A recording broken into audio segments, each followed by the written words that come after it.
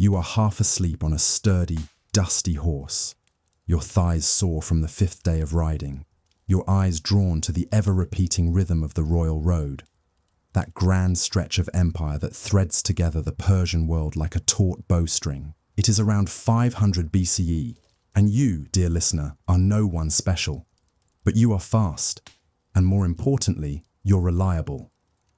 The Achaemenid Empire, founded by Cyrus the Great and expanded under Darius the Fur, sprawls across thousands of miles. From Sardis in Asia Minor all the way to Susa and Persepolis, an immense network of satrapies pulses with news, taxes, orders, and the occasional royal decree, scrawled on clay tablets or wrapped in waxed cloth. And someone has to carry those messages. That someone, for today at least, is you. Being a royal courier or piradazish is less exciting than it sounds. The romanticized idea of galloping across deserts and through cities with the urgency of a man on fire is often replaced by the slower reality of waiting. Waiting for the next horse, waiting for the post-station cook to finish boiling yesterday's lentils, waiting for your turn at the well, waiting for the sun to drop just enough to make your saddle bearable again. The Royal Road is magnificent by ancient standards, nearly 1,700 miles long, paved in some parts and kept remarkably clear by imperial decree. Every 15 to 25 miles or so, there's a station, a modest compound with replacement horses, a bunk or two, maybe some dried fruit, maybe not. The best ones have well-fed horses and reasonably unspoiled water. The worst? You'd rather not think about it. You're not alone on this route. Dozens of couriers like you pass in both directions, none stopping for long, none particularly chatty. There's a code of conduct, a sort of sleepy camaraderie. No matter your satrapy, whether you're Elamite, Median, or Lydian by birth, you ride, under the same moonlit orders, and wear the same telltale sash that marks you as one of the king's trusted errand runners. The truth is, the real talent of a Persian courier isn't speed, it's consistency. Darius the Great understood that systems, not individuals, sustain empires.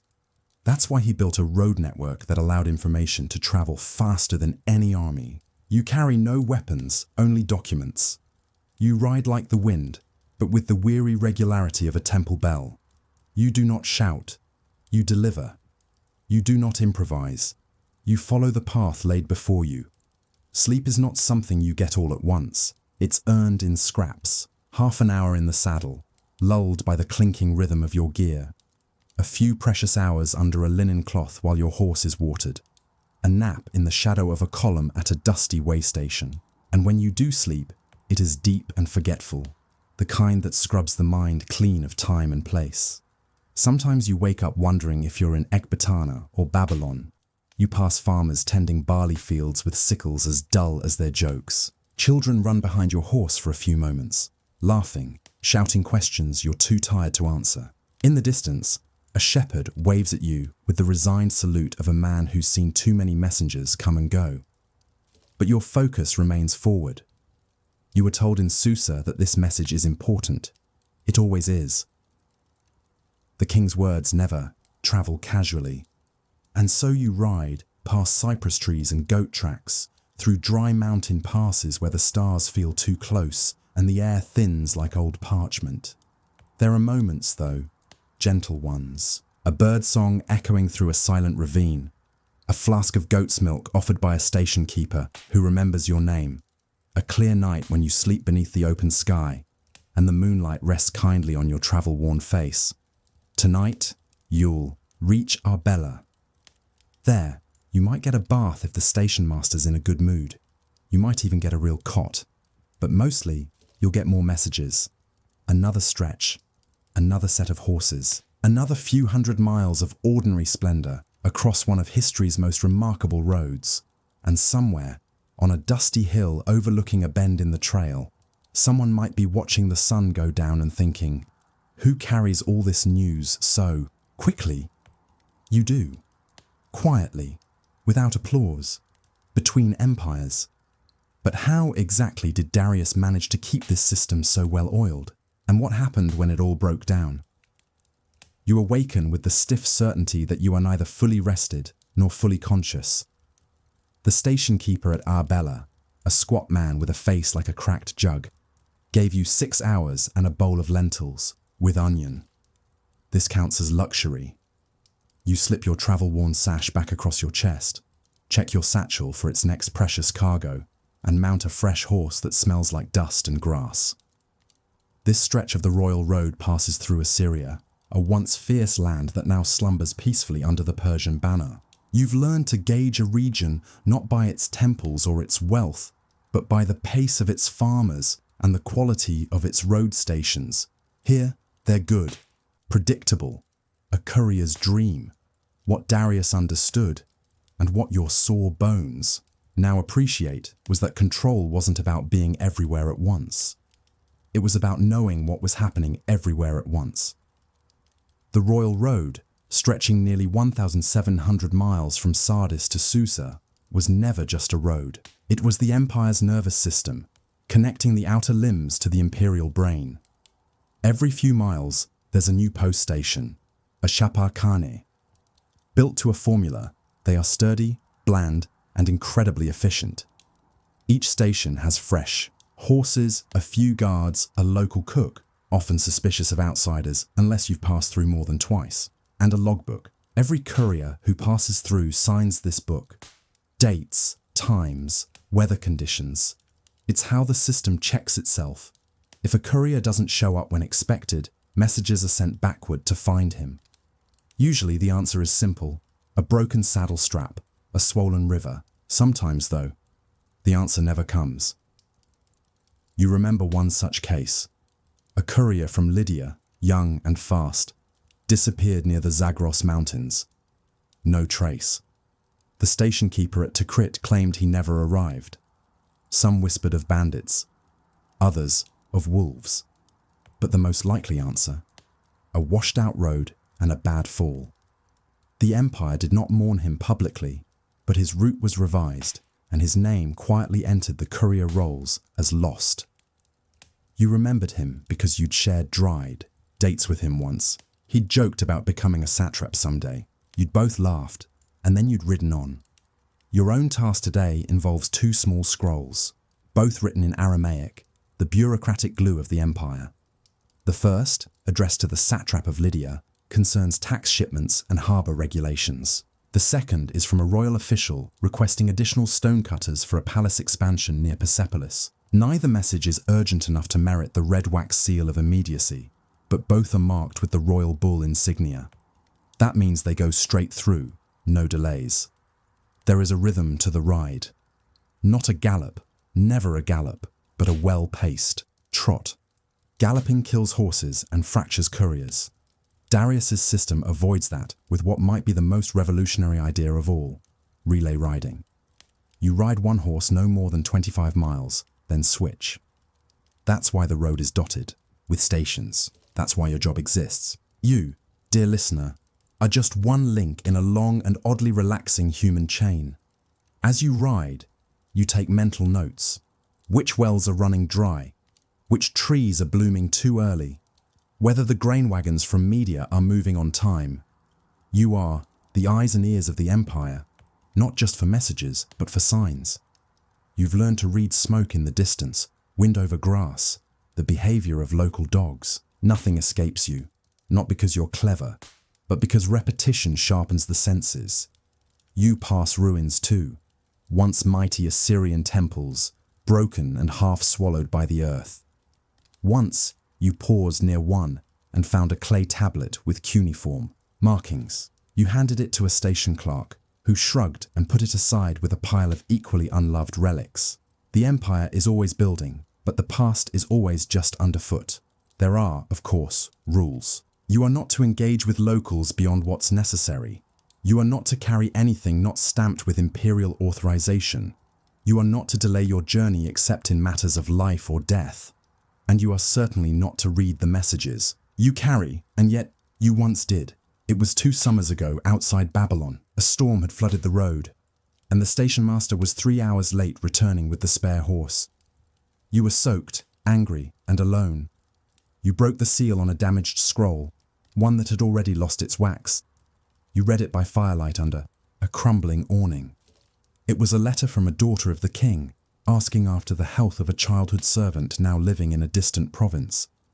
There was nothing sensitive, nothing treasonous, but something about it, a small personal note, in a world of taxes and grain shipments, stayed with you. You sealed the scroll again with pine resin and rode harder than usual the next day, as if making up for your guilt. Still, you remember the servant's name. Ardashir. The weather shifts. The smell of rain approaches, but the road stays clear. You pass a shepherd who raises 2 fingers in the standard salute. You raise yours in return, not out of pride or duty, just because that's what's done. The next station is said to have sour pomegranate juice and a cot that doesn't wobble. You make a mental note to arrive before the good cot is taken. The last time, a younger courier snagged it while you were tending your horse, and you spent the night with your knees higher than your head. The road ahead curves toward the Zagros foothills. You know this stretch. You've ridden it a dozen times. There's a fig tree that overhangs the path, and if you time it right in spring, the fruit is ripe enough to pluck mid-trot. You smile. You're almost there. But what happens when the king dies? When the seals change? When the couriers themselves become liabilities instead of assets? There is a kind of silence that only exists at the edge of an empire. Not the silence of wilderness, nor that of sleep, but the hush of waiting. Waiting for news. Waiting for orders. Waiting for the slow beat of hooves on an ancient road. You've just passed through the Zagros foothills. The familiar fig tree had already been picked clean by birds, but you didn't mind. The station near there gave you 2 full hours of undisturbed sleep, curled on a mat stuffed with reeds, face turned toward the faint scent of cumin from the cook fire. Now you are back on the road, but something is different. It began with a question, whispered by the station clerk at Nihavand. The sort of whisper that tries not to be heard, but travels anyway. Have you heard? Some say the king may be dead. You didn't ask which king. There was only one that mattered. Darius II, son of Artaxerxes, ruler of all Persia's lands, from the Nile to the Indus. But rumors of a king's death are common, and not to be trusted. Even couriers, sworn to impartial motion, are not immune to empire gossip. Still, your satchel contains no such news. Only a routine grain inventory list and an update on canal repairs outside Babylon. But then the next station, the one near Ecbatana, refuses to give you a horse. Orders, says the keeper, scratching nervously at his Robohem, temporary halt on westbound couriers. You show your token, your stamped pass, your face. He wavers. I didn't see you, he mutters at last. Take the roan in the far stall. But be quick. You ride harder now, not because of panic, but out of something more curious. Instinct. You know the feel of an empire when it shifts under your feet. The road hasn't changed, but the tone of the stations has. Fewer greetings, more furtive glances, more men in fine robes pacing with scrolls they don't read. And then it happens. Near a bend by the Susa tributary, you meet another courier. His cloak bears the red mark of immediacy. His face is soaked in sweat, his horse foam-flecked and trembling. You nod in recognition. He's from Media, someone you've crossed paths with before. He's dead, he says flatly, before even asking. Your name. 3 nights ago. Heart stopped. You don't ask how he knows. He has the seal. He rides east. That means the next king has likely already been named. The transition has begun. You are now carrying documents addressed to the old regime. Technically, your mission is meaningless, but the habit is hard to break. You keep riding. Susa comes into view 3 days later. You pass terraced gardens and turquoise-tiled palaces glowing in the dusk. Inside the city walls, the mood is tense. You notice more guards than usual. Couriers cluster near the imperial stables, checking for updates. No one speaks above a murmur. You deliver your scrolls anyway, into the hands of a young scribe with too much coal under his eyes. He accepts them without looking up. As you turn to leave, he says, "You'll want to burn your pass. They're issuing new ones in 2 days. Same road, different face on the coins." You nod. though your mind is elsewhere. That night, you sit by the river. You soak your aching feet. You listen to frogs croak like slow drums. You think of the courier who vanished near the Zagros, and the one with the red seal you passed just days ago. Somewhere out there, another courier is already racing to Sardis with news of the king's death. He'll arrive in 7 days, maybe less, if the weather holds. The royal road will not rest. You wonder, if you were to vanish now quietly between station houses, what would happen? Would the Empire notice? Would they simply assign your route to someone younger, faster? Perhaps. But there's something else.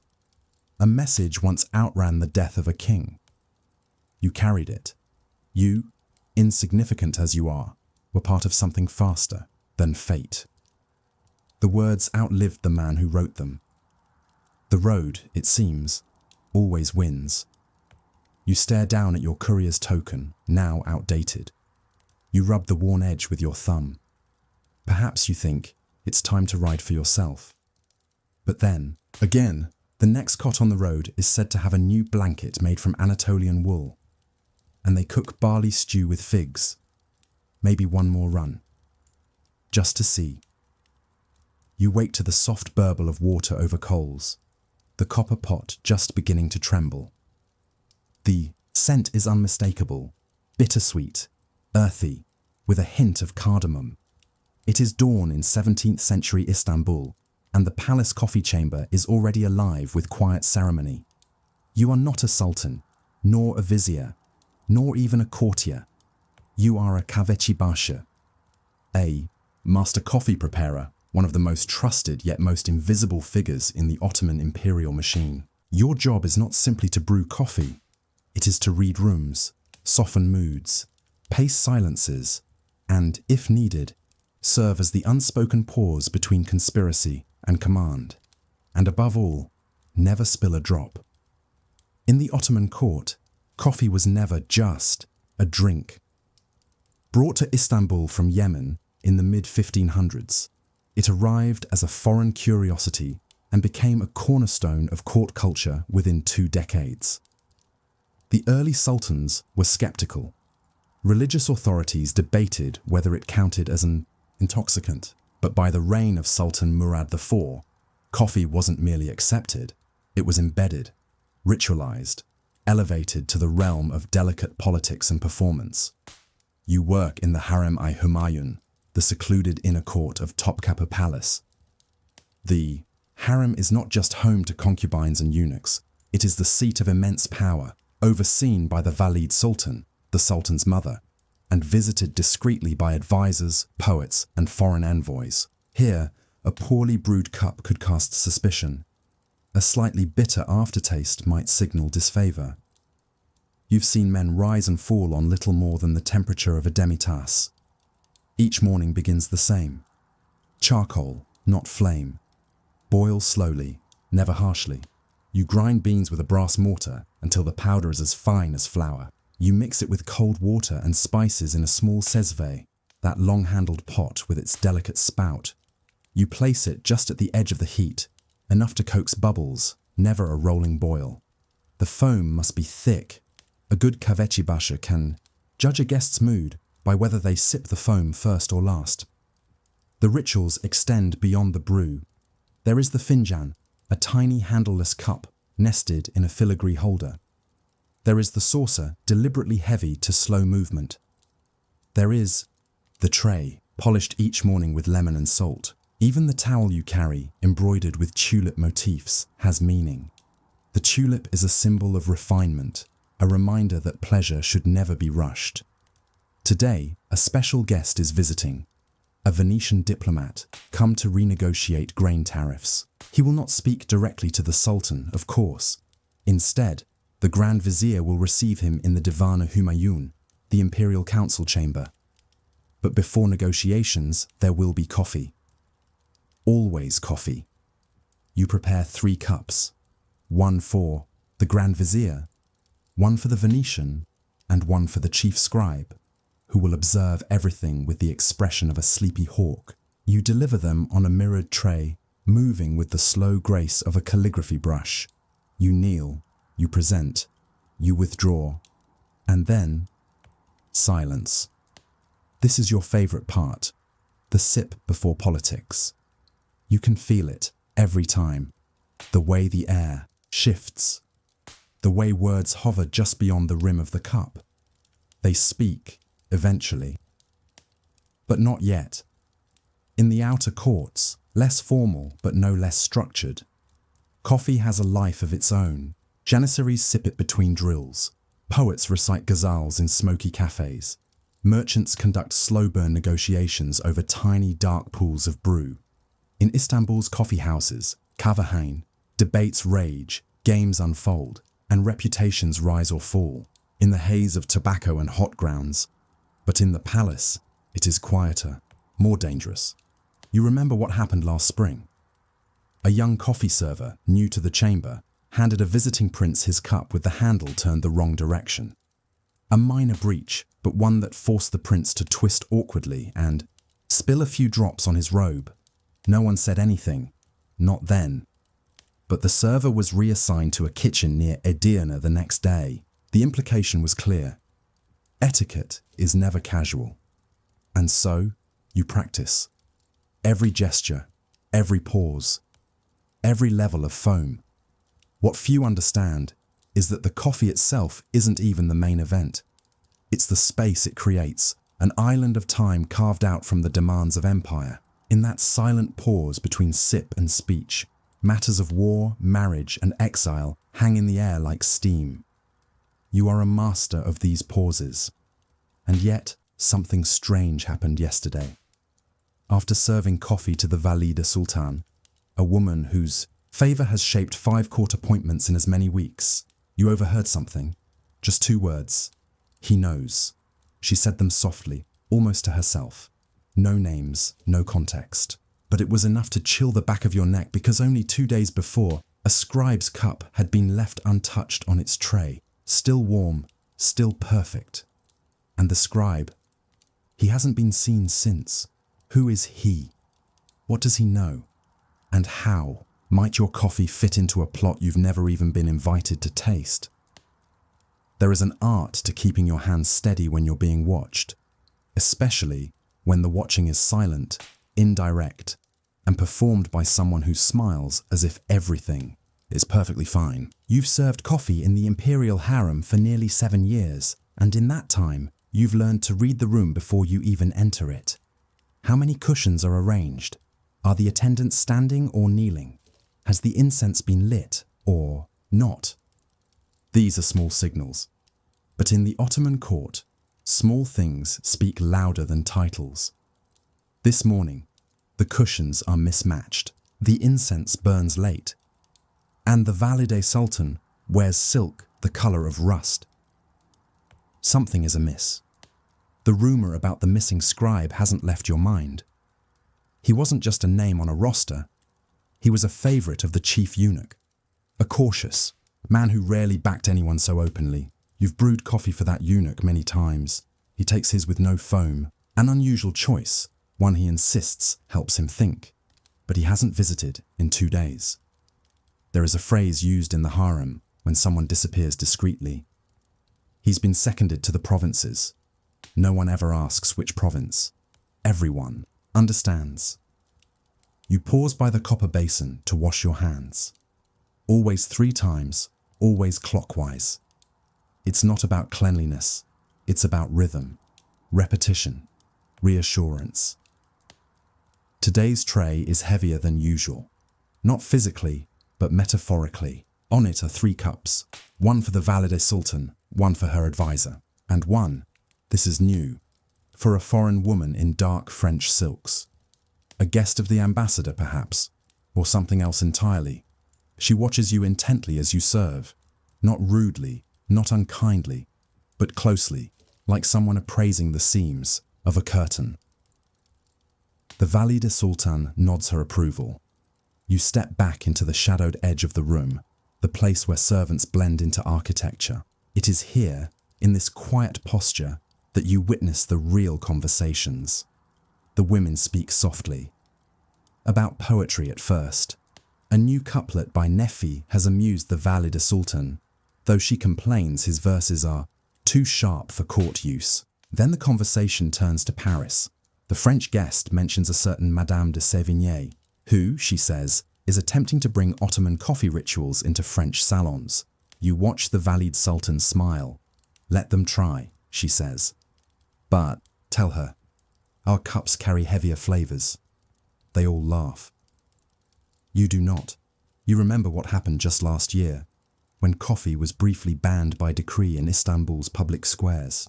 The new Grand Vizier at the time, eager to suppress sedition, declared that coffee houses were schools of scandal and ordered many shut down. For 3 months, the city was parched. But in the palace, the cups never stopped. Because here, in the depths of Topkapi, coffee is not a stimulant. It is a screen, a curtain, a way to hold power without shouting. Later, as you clean the silver tray behind the thick velvet curtain, you overhear something that chills you again. The French guest asks, quite plainly, how many men must vanish before someone notices the grounds left in their cup? There is a pause. The Valide Sultan sips. If the cup is well brewed, she replies softly. No one looks at the bottom. You're unsure whether that was metaphor or warning. In this palace, the line is always blurred. Later that day, as you descend the stairs toward the outer kitchens, you are stopped by a boy with a crooked cap. He presses a small parchment into your hand and scurries away. You open it only once you're alone, tucked behind a cart stacked with candied quinces. The message reads, tomorrow, the chief eunuch returns. Prepare 2 cups, not 3. 1 sweetened. No, signature. The note's paper is unfamiliar, thinner than the court stock, smells faintly of cloves.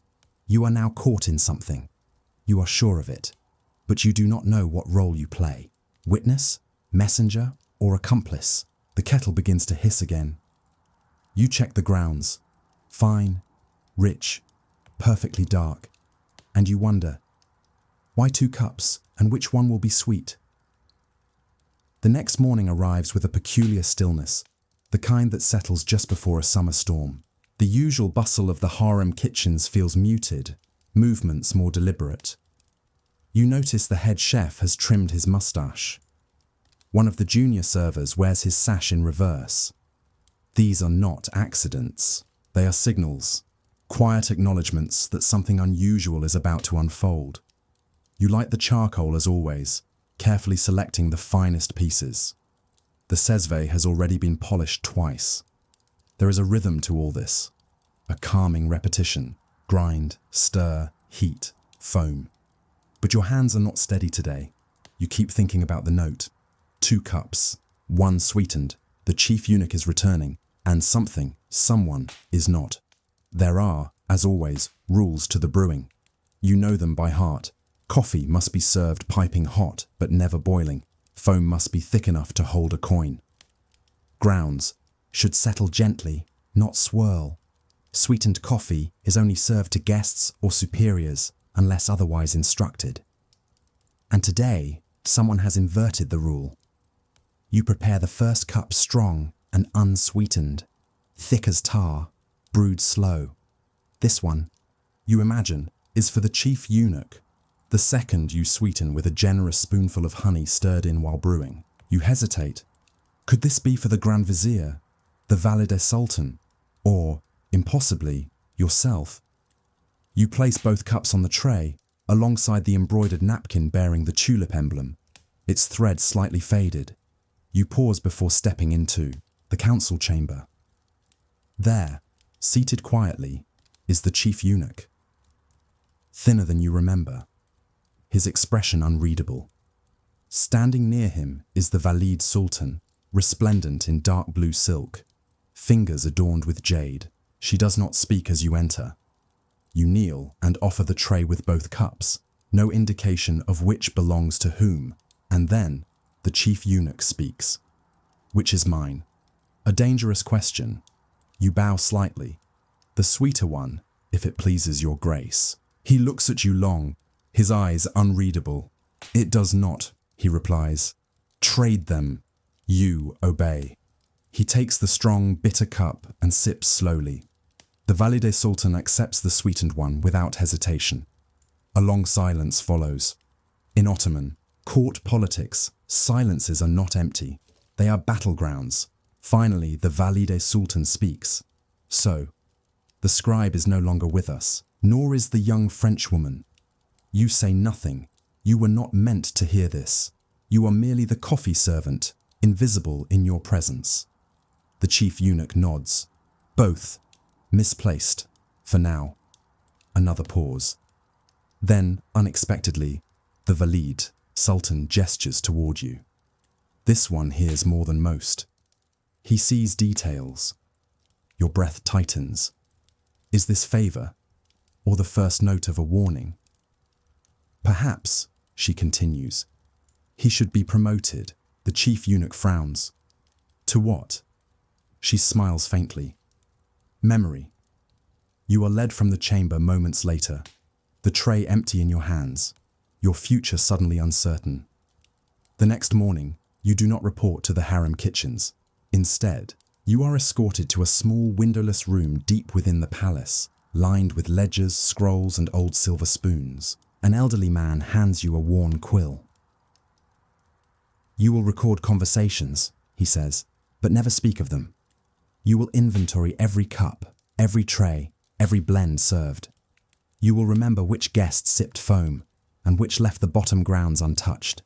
You will keep the memory of the court's silences. And so you begin again. Still brewing, still watching, but now writing as well.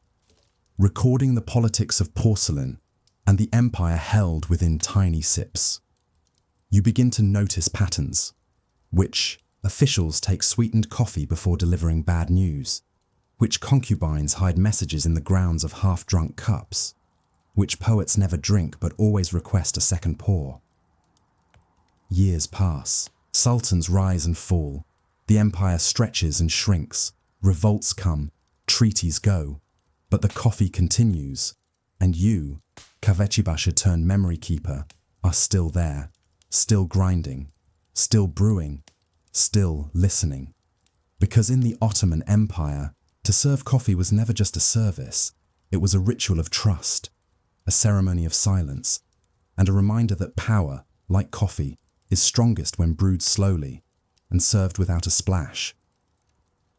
There is a sound you begin to miss once it's gone, the soft clinking of brass bells tied around the necks of camels, swaying in rhythm with their long, deliberate strides. For weeks, that delicate chime was the only music on the silk routes.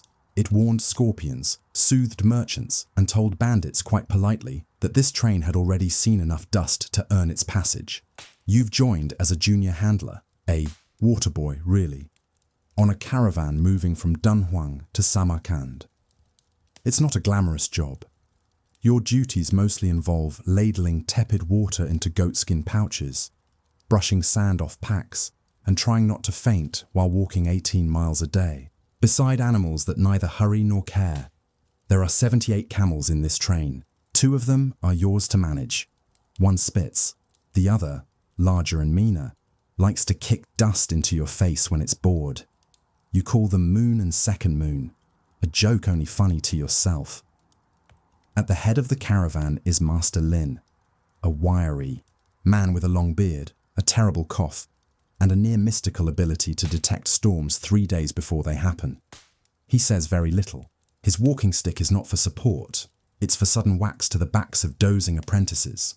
The silk routes, you've been told, are less a place than a rhythm. You rise before dawn, pack silently by moonlight, and begin walking before.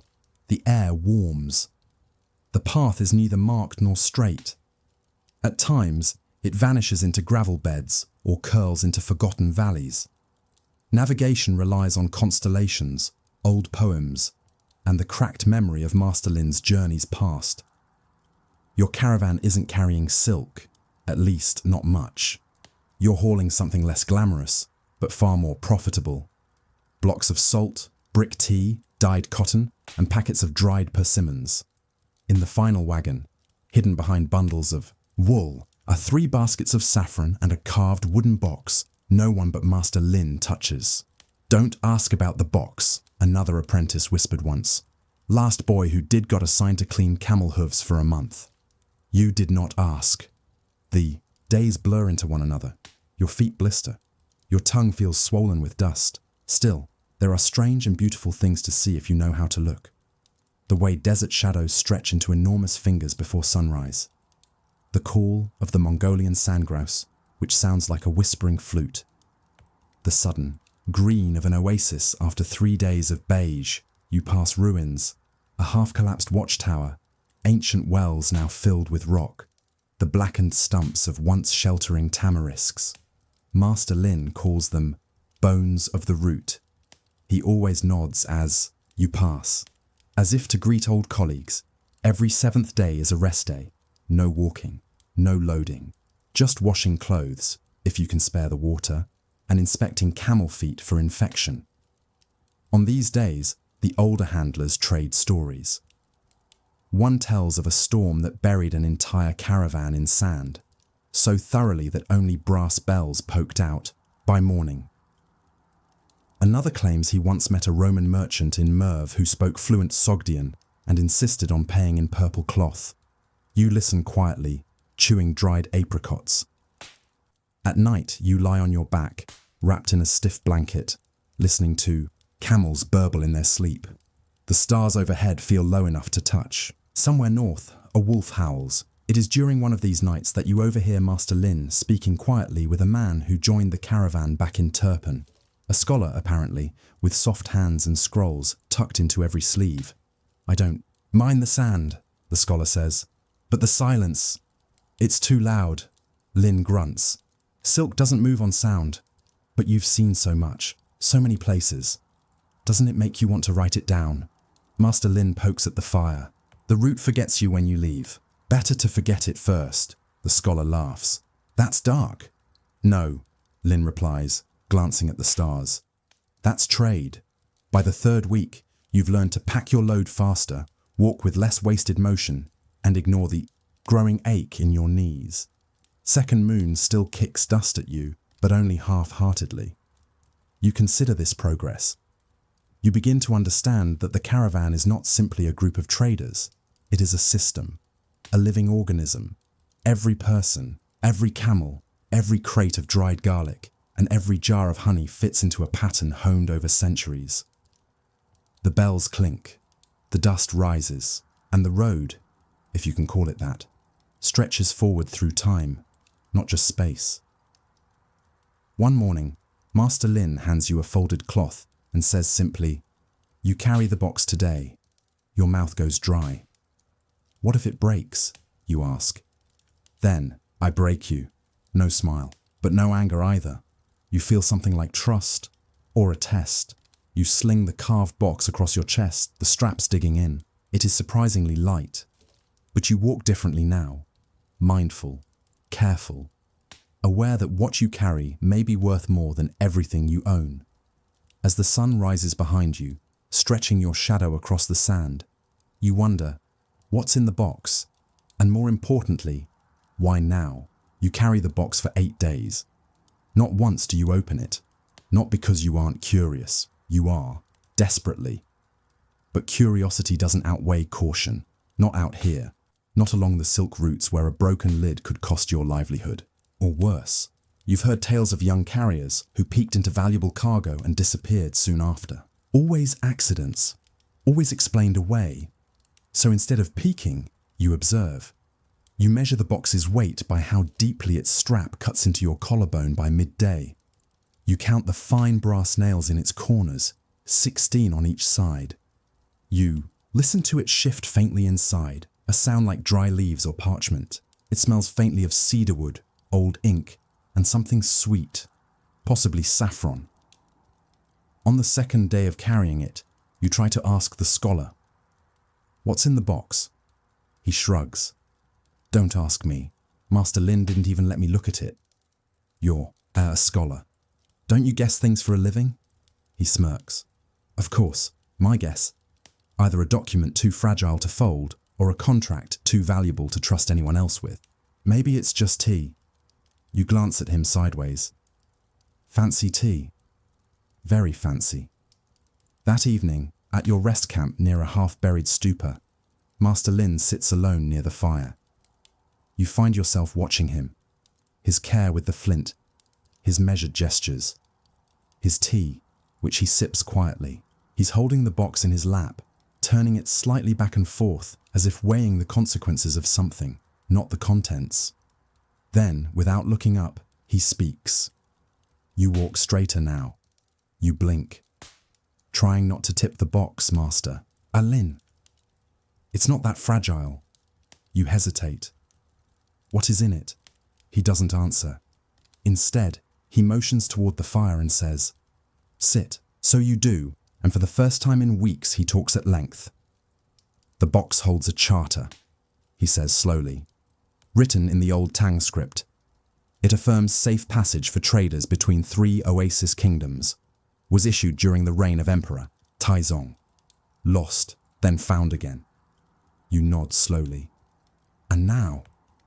Now it must be returned to Kashgar. The rulers there will use it to renew their claim to the southern route. But why not send a soldier? Or a scribe? He sips. 2. Political. Too many eyes. We're merchants, invisible. You nod again, a bit stunned. And me? You ask. Why me? He shrugs. You don't speak much.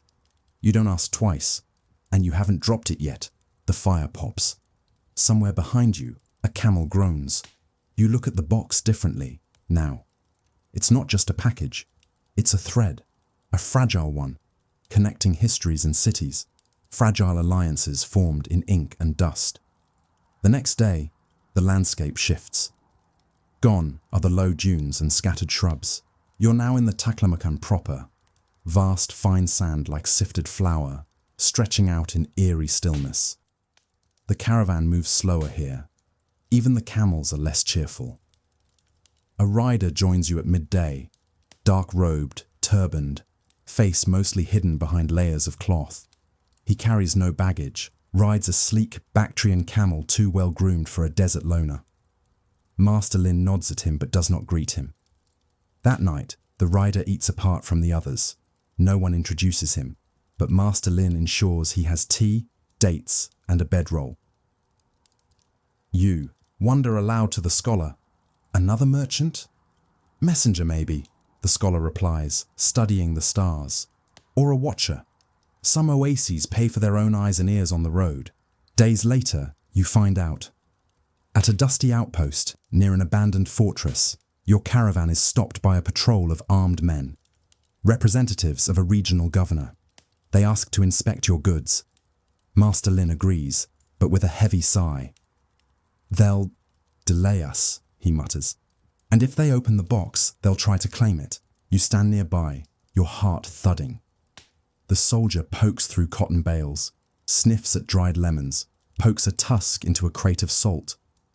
Then his hand hovers over the box slung across your back. But before he can touch it, the silent rider steps forward. He pulls a seal from his sash, burnished jade, marked with a symbol you don't recognize. He says just 2 words in a local dialect. The guard looks at the seal, frowns, then waves the patrol away. No one speaks until the caravan is far past the checkpoint. Then the scholar leans over and murmurs, "That seal just bought us 3 days and probably cost someone a year's wages." You exhale slowly, and for the first time, the box on your back feels heavier. By the time you reach Kashgar, the bells are nearly silent. The camels are thinner. So are you. But you've learned to read the signs of trade. The way a crowd shifts when good silk arrives. How an almond seller lifts his brow at a foreign accent. How a single piece of parchment can shift control over an entire oasis valley. Master Lin delivers the box without fanfare. He doesn't let you follow. Hours later, he returns empty-handed and tired. "You did well," he says. And that's all. The caravan rests for 3 days. You buy a new pair of sandals. Sharpen your knife. Trade some tea for a carved bone comb. Sit with the scholar in the shade of a fig tree. And quietly, you wonder, will you ever carry something that important again? Then Master Lin appears beside you and says, "We leave at dawn. Desert south this time." You blink. "Another route." He nods. "Longer, fewer wells, but better silk." You stare out across the market, lanterns bobbing in the dusk, traders murmuring, children darting around donkeys. Somewhere beyond the walls, the sand waits. You say, "Same camels?" "Some," he says, "but I saved Second Moon. Figured you'd want the familiar." And with that, he disappears into the crowds. You smile faintly. Second Moon. The one who kicks sand. The one who never forgets the way. It is a fine, damp Tuesday in Southwark, and you, an apprentice barber surgeon of middling promise and excessive curiosity, are late again. The streets are slick with morning rain, the air heavy with the smell of wet wood and roasting offal, and the cries of peddlers echo from the bridge like a badly tuned choir. You slip around a goose girl and a mud-spattered priest and duck into the narrow lane where Master Aldwych keeps his shop, a wooden building that leans slightly to one side, as if unsure of its own purpose. Inside, the scent of rosemary, stale, beer, and iron greets you like a firm slap. It is the smell of every barber surgeon's domain, part tavern, part theatre, part infirmary. Master Aldwych is already halfway through shaving a grocer with the sort of beard that might house small rodents. "You're late," he grunts.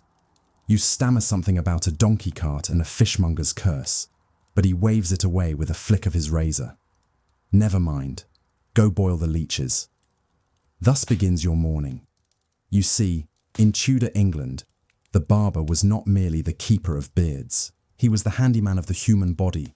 If something itched, festered, cracked, or bled, he was summoned. Surgeons might operate at court or battlefield, but barbers lived among the people.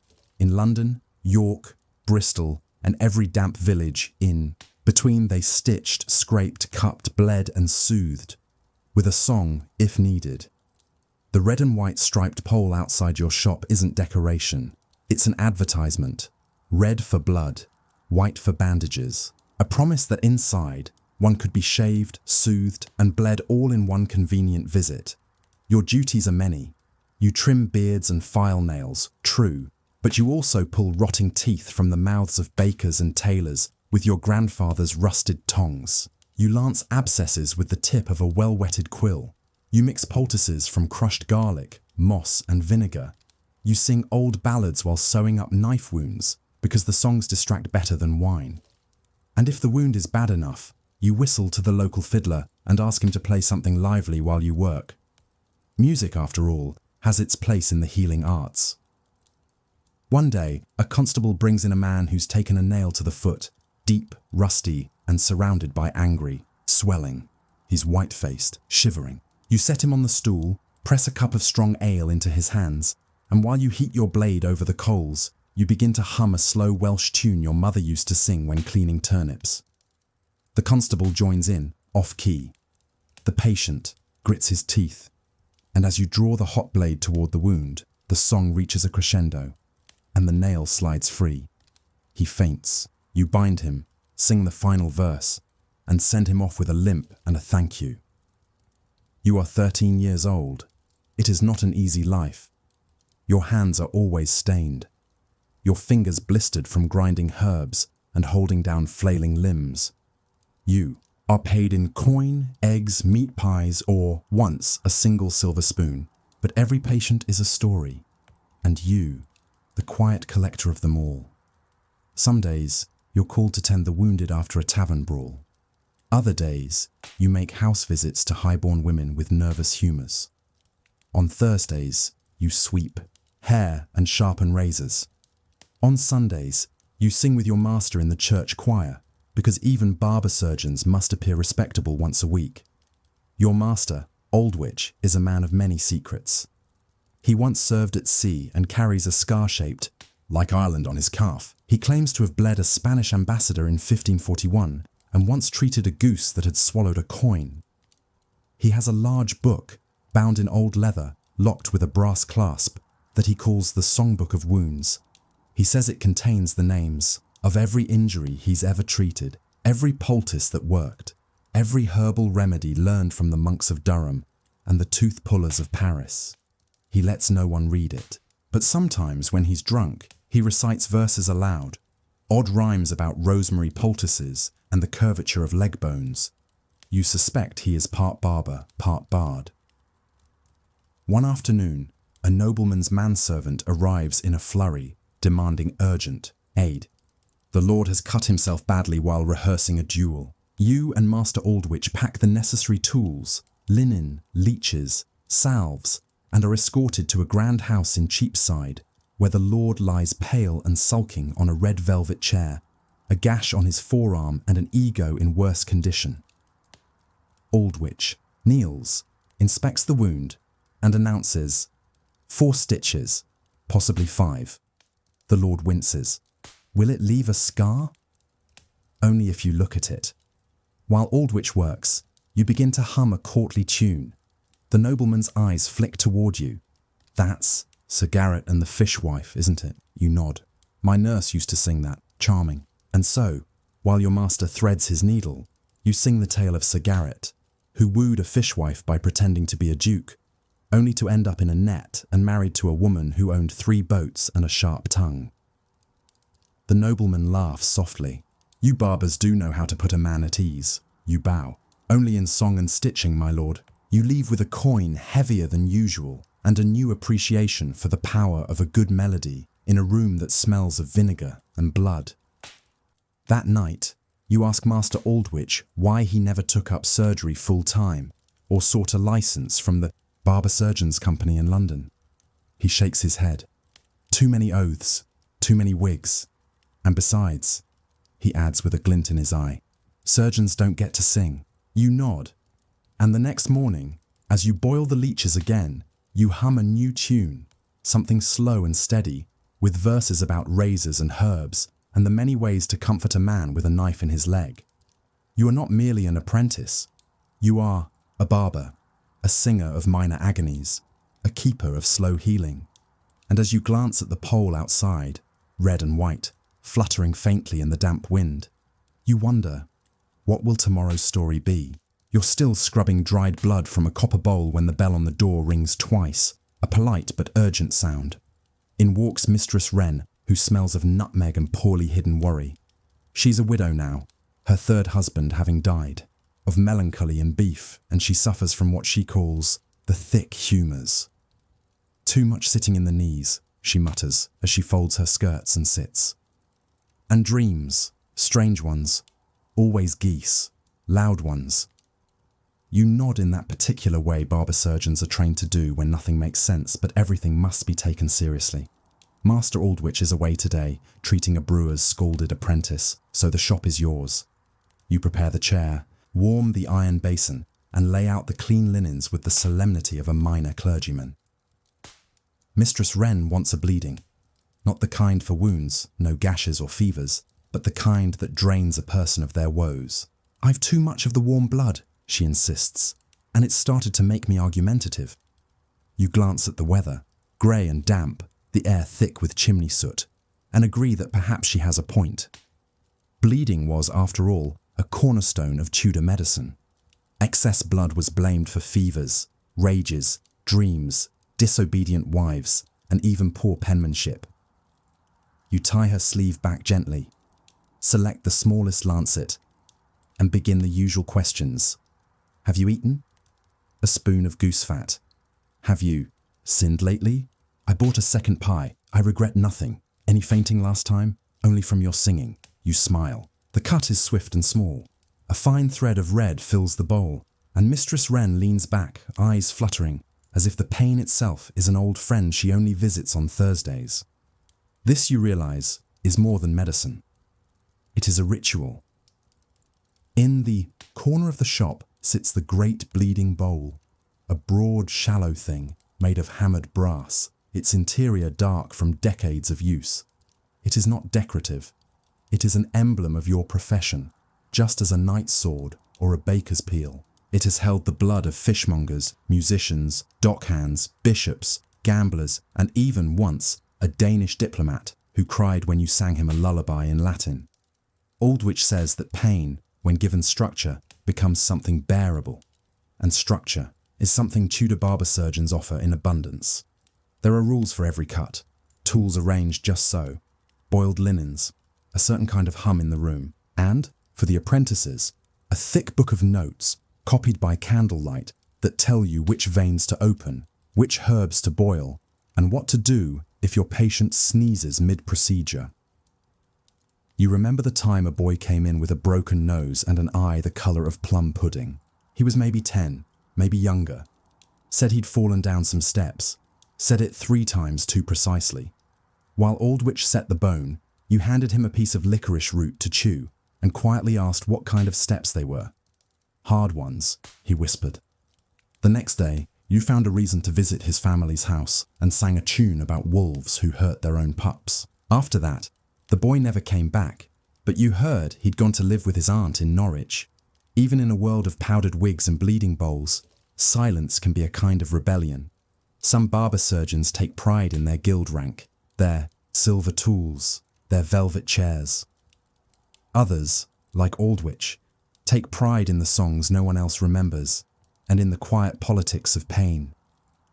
You watch how he listens to people, not just their complaints, but the weight behind them. He has a special tone he uses when talking to scullery maids, and another when visiting debtors in the clink. And somehow, no one ever yells in his presence, not even the butcher's wife with gout in her toes and rage in her hands. You're learning. 2. You've started keeping your own notebook, separate from the official shop ledger. It's bound with twine and smells faintly of thyme. Inside, you record what no one else does, who flinches when touched, who always comes on Tuesdays, who asks to be sung to even when they say they don't believe in music. The body, you've realized, speaks in ways the mouth often refuses. 1. Morning. A messenger arrives from Greenwich. King Henry himself has summoned every barber surgeon of note. A royal decree is to be read. Aldwych snorts. More nonsense. Likely wants us to swear off frogs or brandy. You go anyway, because it is your turn to witness the grandeur of it all. The gathering takes place in a grand hall hung with tapestries and the smell of cold meat. A royal official, large, red-cheeked, clearly overfed, reads the decree. From henceforth, barbers may no longer perform surgeries above the neck, nor may they claim the title of physician unless licensed by the College of Physicians. A murmur rises. Some are angry, others relieved. A few take notes with trembling hands. You, however, are mostly interested in the woman sitting 3 benches away. A barber surgeon from Kent, it seems, with calloused hands and a look of quiet fury. After the reading, you approach her. I like the part about the frogs, you say. She smirks. I like the part where they told us what we already knew. Her name is Agnes, and she has treated more men with axes in their backs than you've had hot dinners. You speak for a while about tools and tunics, and which ballads are best for stitching. When you part ways, she presses a small book into your palm. My own notes, she says. Add your songs. That night, you show it to Aldwych, expecting him to scoff. Instead, he nods slowly. We keep the songs, he says, because they keep us. Outside, the wind howls like a poorly tuned lute.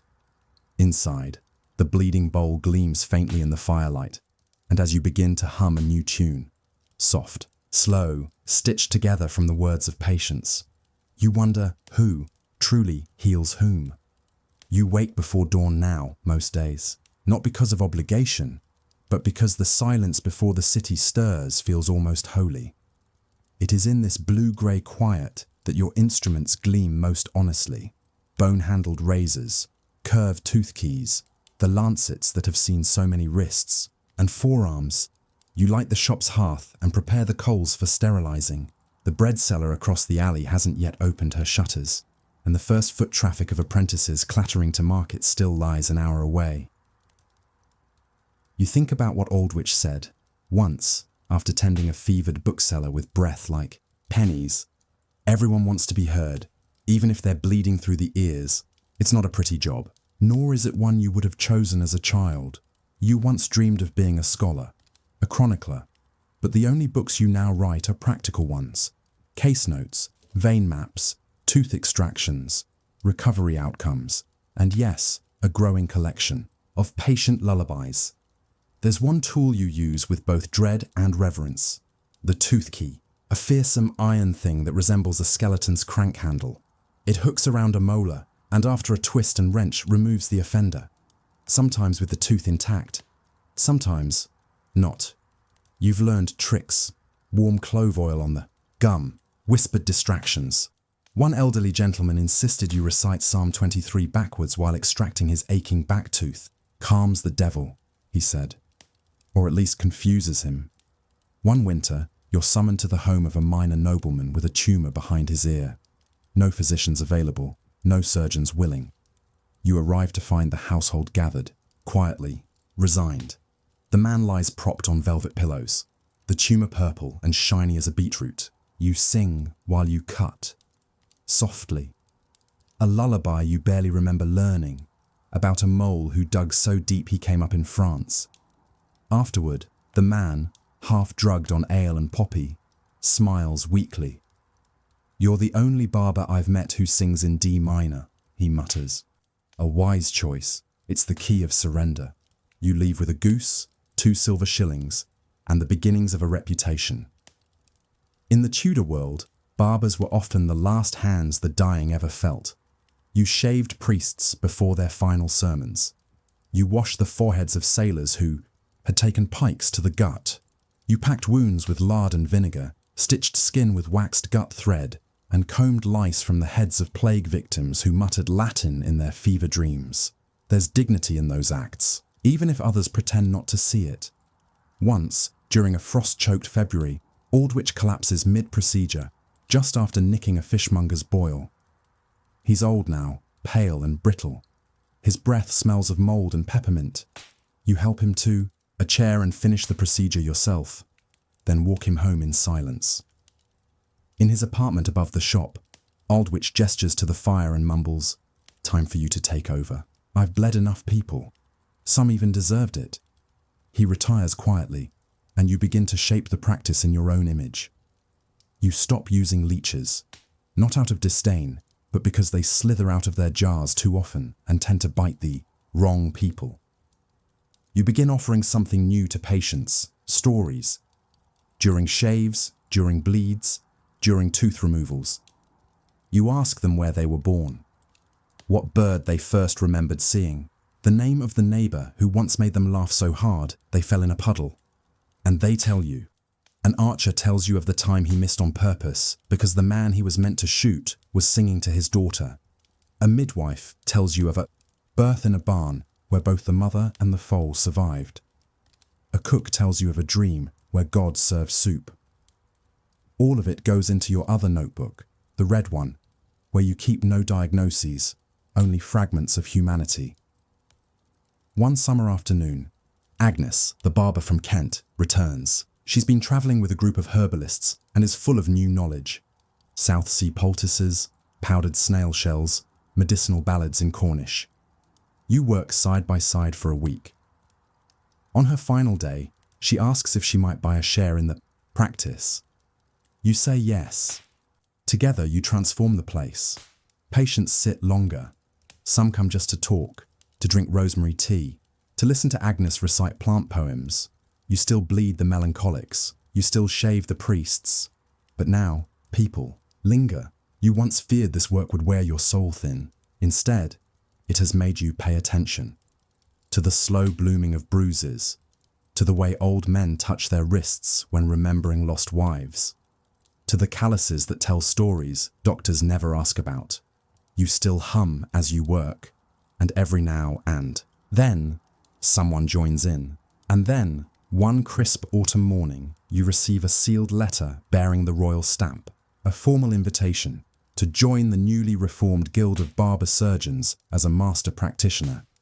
You stare at it for a long time before folding it away. Instead, you open your red notebook and begin writing something new. Today, a patient came, in for a shave and asked for a story. He left with half a beard and a new lullaby. I do not know if I am a doctor, but I am quite sure I am a keeper of something. Outside, the leaves fall in slow spirals. Inside, the bleeding bowl gleams faintly, full of clean water and stories still waiting to be told. Imagine waking up not in a palace, but in a garden that is a palace. The year is 1468. You're in Tenochtitlan, capital of the mighty Aztec Empire, an island city resting in the blue-green waters of Lake Texcoco. Bridges stretch in every direction, market canoes glide along the canals, and the air is fragrant with damp earth and blooming marigold. It's early morning, and you're a palace gardener for Emperor Moctezuma I. Not the famous Moctezuma II of conquest infamy, but his grandfather, the visionary ruler who redefined beauty as power. Your first task of the day is to inspect the chinampas, or floating gardens. These are not rafts, as foreigners once mistakenly assumed, but clever anchored rectangles of earth and reed built up from the lake bed. Miniature farms floating just off the city's edge. They are watered not by buckets or wells, but by gravity and subtle, silent canals. You climb into a flat-bottomed canoe, pushing off with a long pole. The lake mist still hangs low, and you pass a heron perched like a stone on one leg. The chinampas spread before you like a checkerboard of green, their edges bound with willow branches and cane, their surfaces blooming with amaranth, maize, tomatoes, chilies, and a kaleidoscope of edible flowers. In the Aztec world, gardens were not only agricultural, they were sacred, they were art, they were status, and they were surprisingly political. Moctezuma, I had declared that no noble estate could lack a garden. To live without cultivating beauty was, to his mind, to flirt with disorder. Your task is to maintain the emperor's greatest treasure, the royal gardens of Huaxtepec, situated southeast of Tenochtitlan in the warm, damp highlands. These gardens aren't merely ornamental. They are alive with rare plants gathered from every corner of the empire. Cacti from the north, orchids from the southern jungles, pineapples from the lowlands, even plants stolen from conquered enemies and lovingly replanted in tribute rows. You think of Huaxtepec often, but today your hands are full with local maintenance. You tie back the drooping stems of an atolli blossom, a delicate flower once believed to ward off melancholy. You collect small beetles that chew on the maize, carefully tucking them into a pouch to feed to the swans in the emperor's aviary. Swans need their treats too. Later in the morning, you report to the palace garden steward, a high-ranking priest named Tlilpopoca. He wears a robe of woven reeds and obsidian buttons. His eyes scan your notes. He nods. The eastern chinampa needs more drainage. Have the earth packed tighter with volcanic gravel. Use basalt this time. You nod, and he waves you off. You return to the gardens, passing other workers with armloads of blooming hibiscus. One calls out to you. The cacao saplings are drooping. Again, too much shadow. You pause. Shade is a touchy subject. In Aztec belief, all things lived under the sun's watchful eye, and a plant without sunlight was a soul without direction. You make a mental note to trim the willow fronds casting too much cover. As the day warms, the scent of crushed basil and fresh water fills the air. You kneel to mend a clay canal wall. Your knees sink slightly into the loamy earth, thick with composted maize husks and fish scraps. Every garden here is a history of what was eaten, what was sacrificed, and what was admired. In the Aztec worldview, gardens were microcosms of the universe. The emperor was not only ruler, but cosmic gardener, charged with nurturing the balance between sun and soil, rain and ritual. When foreign emissaries arrived, they were often led not into throne rooms, but into gardens. You recall one such moment. Envoys from a rival Tlaxcalan city-state were made to kneel before a sculpted basin surrounded by hummingbird flowers.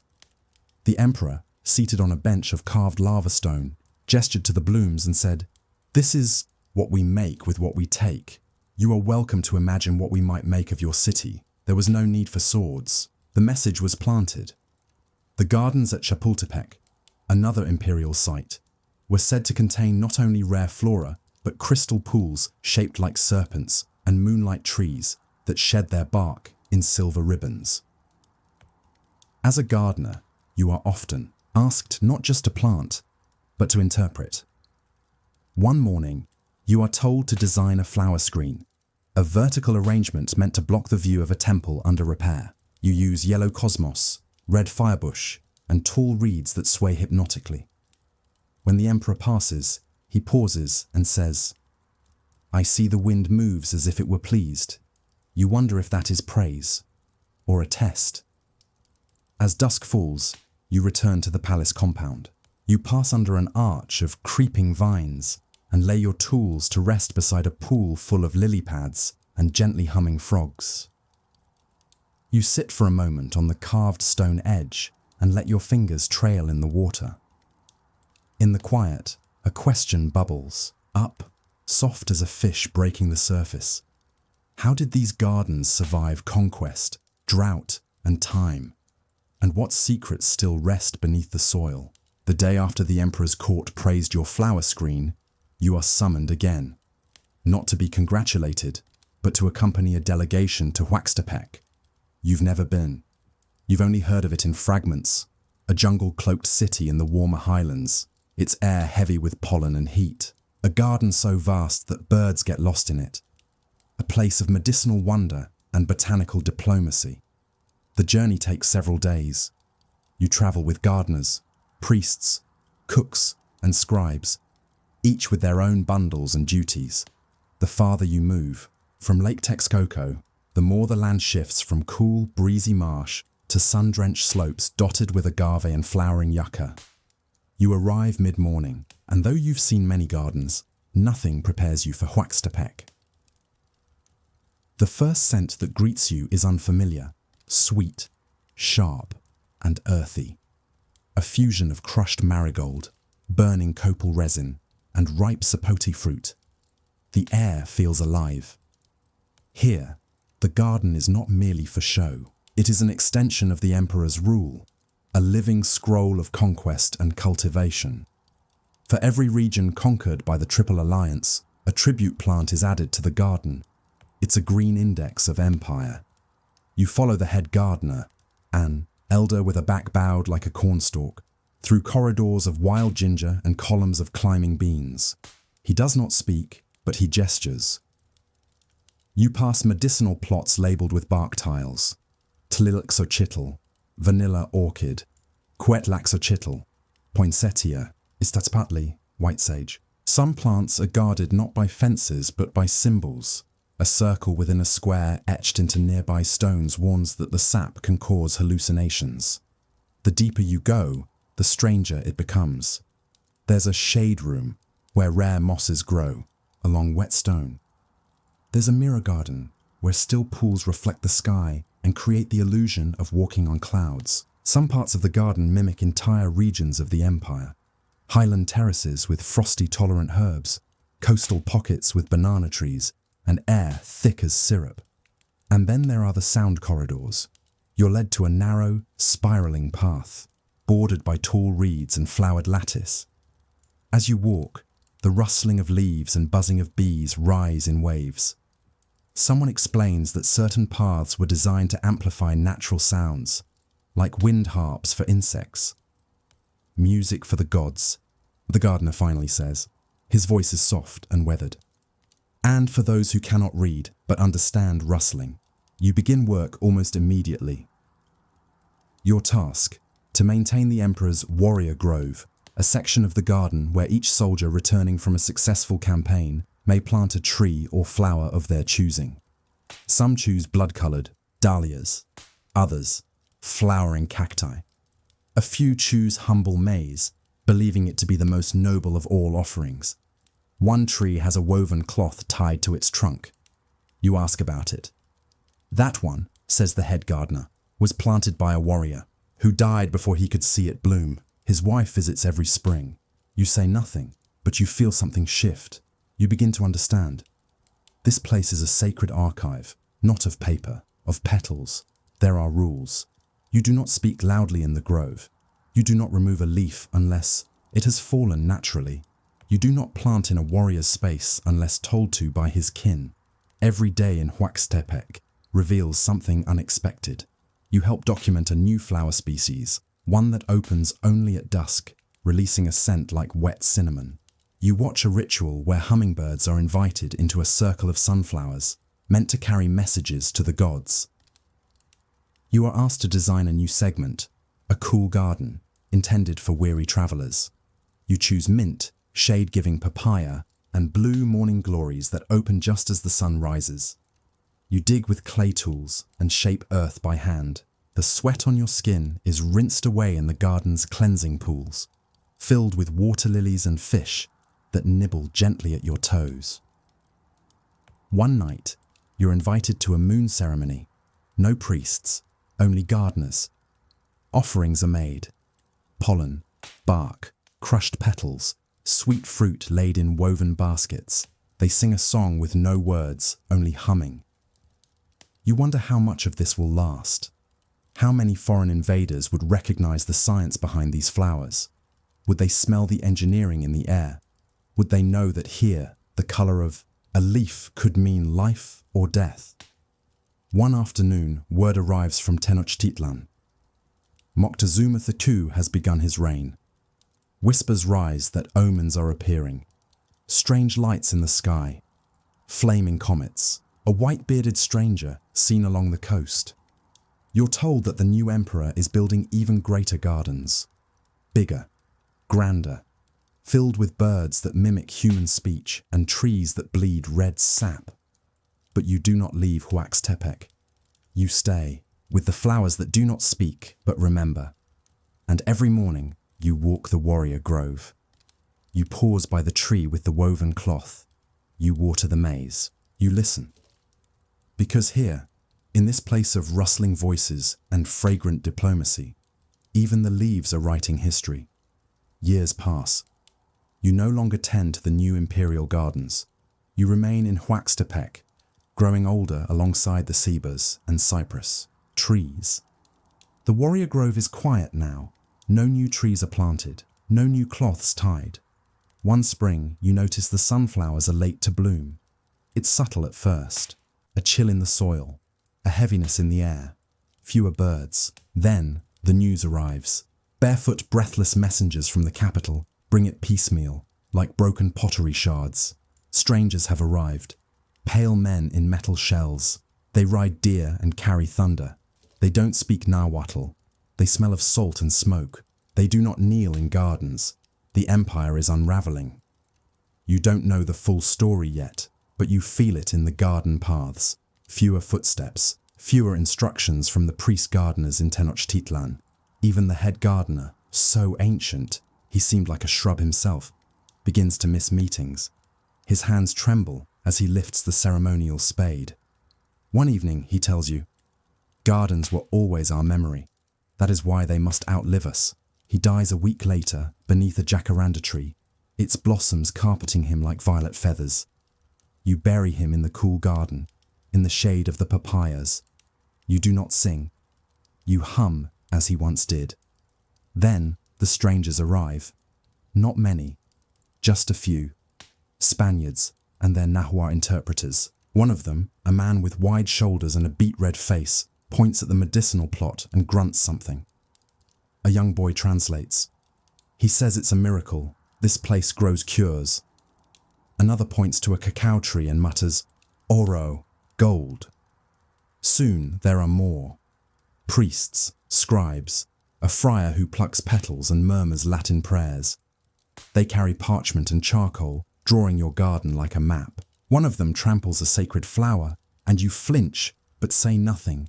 You understand what's happening, not fully, but enough. A young monk sketches a vine and asks you its name. You give it in Nahuatl, Cozamalotl. He writes something else, Clematis, in his script. You realize they are not keeping your garden. They are taking it. One day, a sapling is pulled up, roots and all, and placed in a clay pot. For Spain, someone says. For Madrid. You feel the air change again, not like a season, but like a silence. Decades pass. Huaxtepec is still here. A version of it anyway.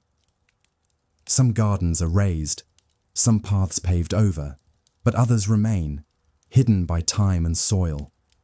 Trees planted by warriors still bloom. Flowers appear where no one planted them. Seeds carried by wind, or birds, or memory. You are long gone now, but people still come. Botanists, archaeologists, farmers, poets. They say they find strange symmetry here. Ancient aqueducts disguised as gullies. Brickwork shaped like a serpent's tail. In one corner, a pool of standing water still reflects the sky so perfectly it's mistaken for glass. In 2022, a group of scientists publish a study on pre-Columbian soil composition. They describe Aztec terraforming, how volcanic ash and aquatic sediment were combined with compost to create soils so rich, modern farmers call it black gold. In a footnote, someone mentions Huaxtepec. The study barely makes headlines, but in a quiet corner of Mexico, gardeners still plant marigolds in October, around the Day of the Dead. Some of them grow heirloom maize. A few still whisper flower names in Nahuatl. In the village school, students learn that the gardens of Huaxtepec were once the envy of kings, and that the French court's Versailles, grand as it may be, never had floating farms or blossom-coded diplomacy. You are not famous. No statue bears your name. No codex records your hands. But every spring, when a child in the highlands watches the sunflowers bloom again, you are there. Because history, too, is a kind of garden, and some roots go deeper than conquest. It's a Tuesday in 1773, and you're sitting under a pine tree. You've already written 5 characters today. One of them, Wren, benevolence, you rewrote 17 times. Not because it was wrong, but because the brushstroke didn't feel quite right. You are a scholar in training in the kingdom of Joseon, a dynasty of order, ritual, and the quiet pursuit of knowledge. Around you, rustling wind, the occasional chirp of a magpie, and the low murmur of men discussing metaphysics with the intensity most people reserve for war. It's the daily rhythm at the Seowon, or Confucian Academy, a countryside retreat where elite scholars retreat from the bustle of the capital to focus on what truly matters, thinking very, very deeply about how to be a good person and drinking a lot of tea. The other scholars sit in loose formation under the eaves of the wooden pavilion. Their robes are simple, their gestures precise. No one moves quickly. Every action, pouring hot water, opening a book, adjusting a mat, is deliberate, almost boring. But it's a boredom cultivated like a bonsai, carefully shaped, endlessly nuanced. Your teacher clears his throat. Everyone looks up. He raises a single finger. The Analects, verse 4, line 3, he says, "We shall contemplate." You begin to copy the line onto a fresh sheet of hanji paper. It reads, "The master said, 'He who learns but does not think is lost. He who thinks but does not learn is in danger.'" Everyone nods. This will occupy the next 3 hours. Welcome to the scholar's life in late Joseon Korea. This is not a place of swashbuckling history. No grand invasions. Today, no coups or royal scandals. Just you, your inkstone, and the gentle riddle of ethics. In many ways, this was the ideal life to a Joseon intellectual, retreating into the mountains to spend decades reflecting on what it meant to live correctly. Your Seowon is modest, located near the banks of the Nakdong River. There are peach trees nearby and a bamboo grove that creaks at night like an old ship. Chickens roam freely around the yard, occasionally waddling into your lessons. No one seems to mind. The academy has only one rule: no shortcuts. Your writing must be legible, your thoughts clear, your conduct irreproachable. You wake at dawn to sweep leaves, cook plain millet porridge, and recite from memory before sunrise. Not as punishment, but as practice for self-discipline. Leisure is allowed, but only if it's the kind that improves your character. Hiking, to observe a sunset, acceptable. Napping with an open scroll across your chest, barely tolerated. Gambling, music, flirting, absolutely not. At lunch, you eat slowly. Rice, pickled radish, maybe a piece of grilled mackerel if a guest has brought. Conversation remains firmly on topic. Today's theme, how should a gentleman respond to a lazy friend? One scholar proposes a direct reprimand. Another favours a subtle parable. A third sighs and quotes Mencius. The great man is he who does not lose his child's heart. No one knows exactly what that means in this context, but they nod, respectfully. After the meal, there is a walk. You and your fellow students descend toward the riverbank with hands folded behind your backs. You pause to admire a particularly twisted pine. Someone wonders aloud whether trees can be virtuous. This sparks a long tangent about natural metaphors. In Song Dynasty poetry, you listen, you think, you squint at a rock. By the time you return, it is nearly dusk. Evenings are the best time to read. The study hall glows with the soft flicker of oiled paper lanterns. Crickets sing outside. Inside, the air smells of cedarwood and ink. You find your place on the floor, cross-legged, calligraphy brush in hand, and resume your commentary on the great learning. It's not original, but it's thoughtful. There is no rush. You will write these notes for months, years perhaps. There's talk of submitting your essays to the Capitol for review. Perhaps one day you'll earn a minor government post. But for now, your only concern is the next verse, the next character, the next insight. A gust of wind rattles the shutters. Someone in the next room snores softly. You sip your tea. It's bitter, but grounding. And as the ink dries on your scroll, you wonder, what exactly did Confucius mean by danger? It is a question that will carry you into tomorrow. By the time you reach your third year at the Seowon, the days have blended into a kind of peaceful repetition. You wake, you read, you sweep the courtyard gravel in tight, meditative spirals. You drink the same tea every morning, boiled water with curled green leaves from the southern hills. And yet you notice something different in each cup. The temperature, the way the steam clings to the rim, the slight aftertaste of rain. Thinking has become a discipline not of speed, but of depth. This morning's reading is from Zhu Xi, the Chinese Neo-Confucian philosopher whose interpretations rule your academy's curriculum like an emperor rules a court. You've been told Zhu Xi redefined Li, the principle or pattern underlying all things, not as a force like gravity or fate, but as a subtle rhythm to be observed, like ripples in a pond, or the way a goose lands on a lake, leaving only a faint V in its wake. Goose metaphors are surprisingly common in your studies.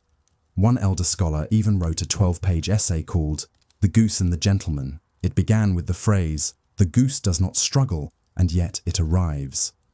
No one could tell if this was genius or senility. The beauty of the CO1 is that it doesn't matter. Today is debate day, which is not as dramatic as it sounds. Two scholars sit on straw mats in the center of the study hall. Their topic: should a ruler prioritize ritual over practicality during a drought? You are in the audience, cross-legged and alert. The first scholar opens with a bow and a quote from the Book of Rites. The second counters with a verse from the Mencius and a slight frown. No one raises their voice. There are no interruptions. Even disagreement is phrased gently. With respect, your view appears inconsistent with the interpretation of Master Chang. The debate lasts nearly 4 hours. At one point, someone references the regulation of fishing during famine. Another cites a historical case from the reign of King Seongjong. A third briefly dozes off and has to be nudged awake with a rolled-up scroll. When it ends, both scholars bow again. The instructor merely nods. No winners, no applause, only a slow dispersal of minds back into thought. That evening, you walk the academy's outer path, a dirt loop between the hills and the pine grove. The moon is out, and the stars are crisp. Somewhere in the distance, a dog barks once, then goes quiet. You pass a stone bench where generations of scholars have etched calligraphy into the wood in the same stroke order again and again. A faded inscription reads, "If your brush hesitates, so will your mind." At the pond, geese rest in the reeds. They are still, calm, almost philosophical in their posture. You sit and ponder a line from earlier. To understand principle, one must first quiet the self. But how quiet is quiet enough?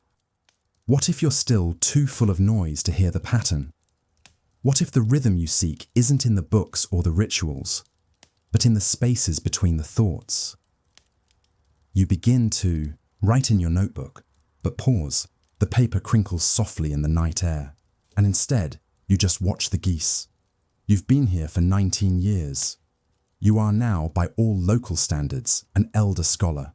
Your beard has greyed, your knees no longer fold easily beneath you, and you carry a walking stick carved from the bamboo grove behind the dormitories. The students call you seansaengnim, a respectful title for an instructor, though you still feel like a student yourself most days. This morning, a young man brings you tea.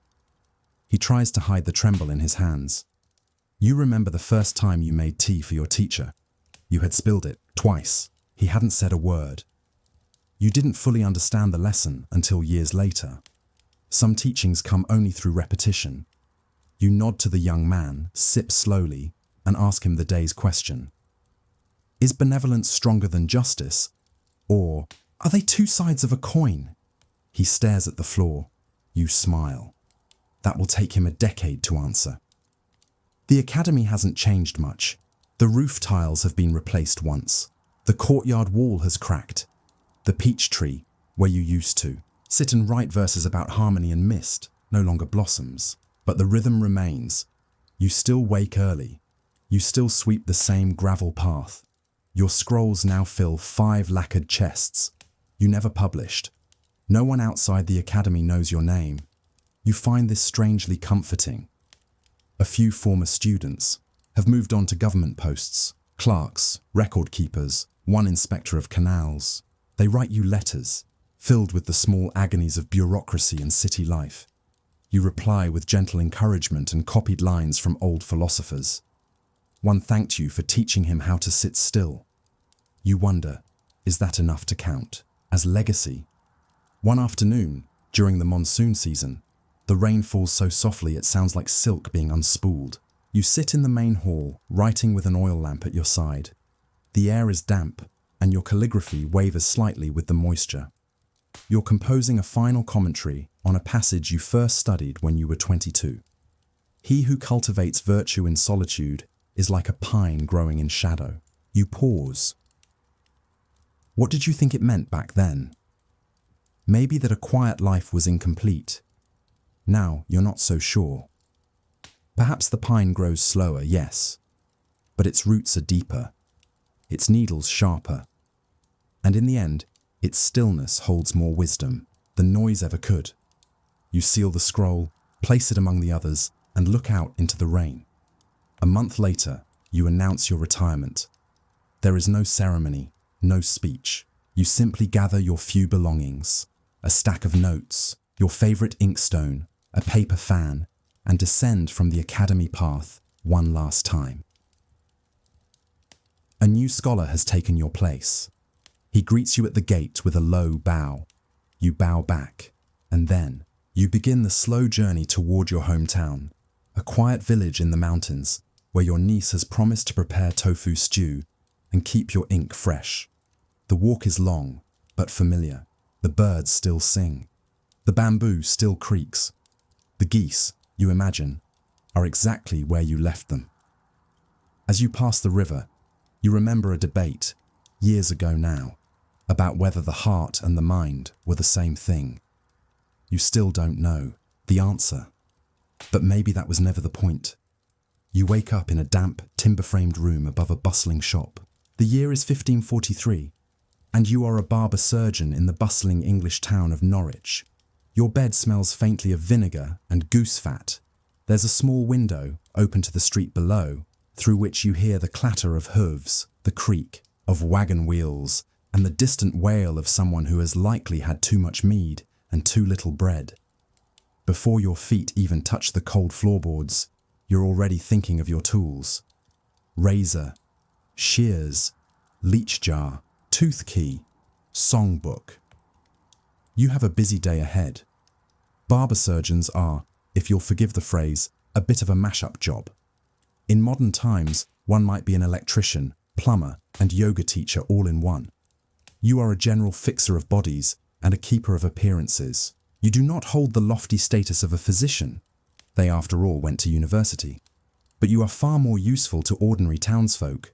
You cut hair, yes, but you also trim beards, drain abscesses, apply poultices, lance boils, set simple fractures, and, if someone's particularly desperate, try your hand at minor surgery.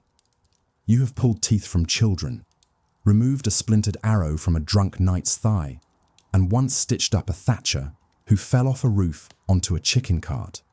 Your sign hangs just outside your shop, a red and white pole spiraling like a sweet roll. The red represents blood, the white represents bandages, and together they form a kind of marketing promise. Whatever ails you, come in and bleed a little. You'll feel better. This morning's first client is an apprentice cooper with a nasty toothache. He's pale, sweating and mumbling something about a worm in the root, a common belief at the time. You seat him in the barber's chair, which is actually just a kitchen stool, hand him a strip of leather to bite, and reach for the tool called the tooth key. The tooth key is not subtle. It looks like something a blacksmith might use to open a wine barrel. You place the curved end around the molar, give it a twist, and, well, let's just say it comes out eventually. There is blood. There is screaming. But when it's done, the apprentice looks at you with tearful gratitude. You offer him a sip of ale and a compress of chamomile. Then you hum a short tune to help him calm down. You found that a bit of music goes a long way in your line of work. Singing, after all, is another part of your trade. Not for entertainment exactly, but as a kind of rhythm. You learned songs for shaving, soft, steady melodies to keep the hand smooth. You know work songs for stitching wounds, lullabies for anxious children, and even a few raucous ballads for when a crowd gathers to watch a more ambitious procedure in the street. People find comfort in song, and in a world without anesthetic or antibiotics, comfort is sometimes the best you can offer. You hum a verse about a sheep that wanders into a monastery. It makes no sense, but it slows your pulse. That's the point. As the morning passes, your shop fills with regulars. An elderly midwife with swollen joints needs her ankles wrapped. A mason complains of melancholy and asks for a bleeding, just a little, from the forearm to balance the humours. A child with a scalp rash is brought in by his grandmother, who insists on a vinegar rinse followed by nettle oil, which you dutifully apply. Between tasks, you sharpen your blades on a worn leather, strap and stir a jar of preserved leeches. They're sluggish today, probably from the chill. Your assistant, a boy of about 10, sweeps up hair, empties the slop bucket, and occasionally blurts out odd facts he hears from customers. He's learning. You catch yourself humming again. This time, it's a tune about a man who tried to cure a fever by swimming across the Thames. He made it halfway. No one knows what happened next. As you break for a lunch of barley bread and onion soup, you sit by the hearth, listening to the soft rain on the roof.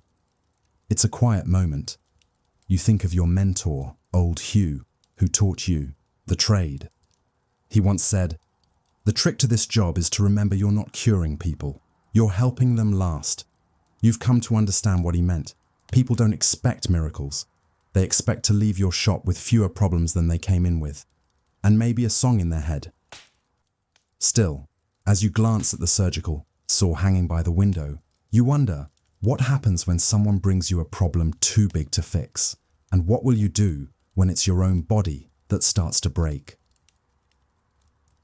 The rain's let up by mid-afternoon. A clear beam of sun slants through the shop window, landing right on your jar of scissors and sharpened blades. You've seen the sun catch like that before. and the glint always makes your heart beat just a bit faster. Not from fear, though the day's next job is far from pleasant, but from readiness. Your kind of work doesn't wait for comfort. Merchant's son has been sent over from across town, bundled in 3 layers of wool and an expression of acute embarrassment. He's brought by his father's steward, a stern man who carries the boy's coin purse and nothing else. "I think it's a boil, sir," the boy mutters, looking at the floor. You nod. "We'll have a look." Boils are a common enough sight. You've seen them blossom like angry fruit on the backs of stable hands, the thighs of couriers, even once inside the nostril of a bishop who refused to stop picking at it. The trick is heat, patience, and steady hands. And music. You guide the boy to the stool and warm your fingers by the hearth. Then, with the gentlest of humming, something slow and wordless, you press around the swelling. He winces, but doesn't. Cry out. "It's nearly ripe," you say, in a tone that might as well be about apples. "We'll lance it now and dress it with bread mash." He nods, pale and sweating. You slice, it drains. You hum louder. When it's done, you offer a clean cloth and a spoonful of honeyed water.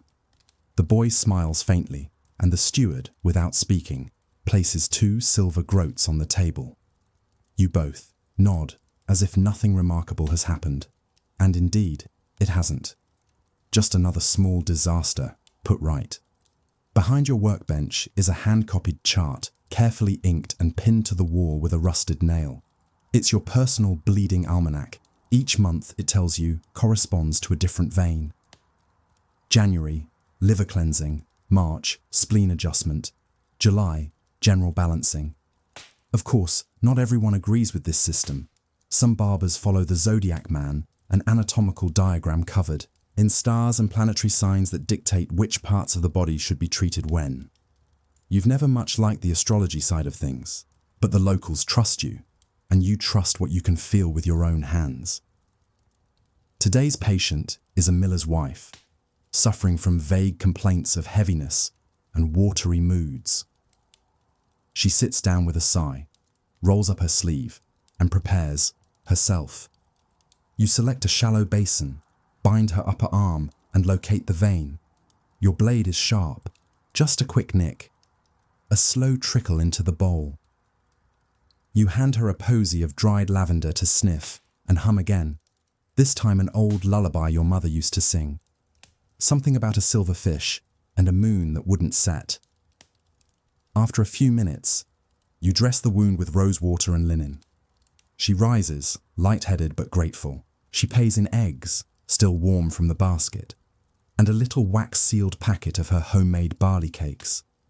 You smile. These are the real perks of the trade. At the end of the day, you step outside to stretch your back. The town smells like chimney, smoke, damp wool, and stewed cabbage. You can hear the laughter of children chasing a dog near the market square.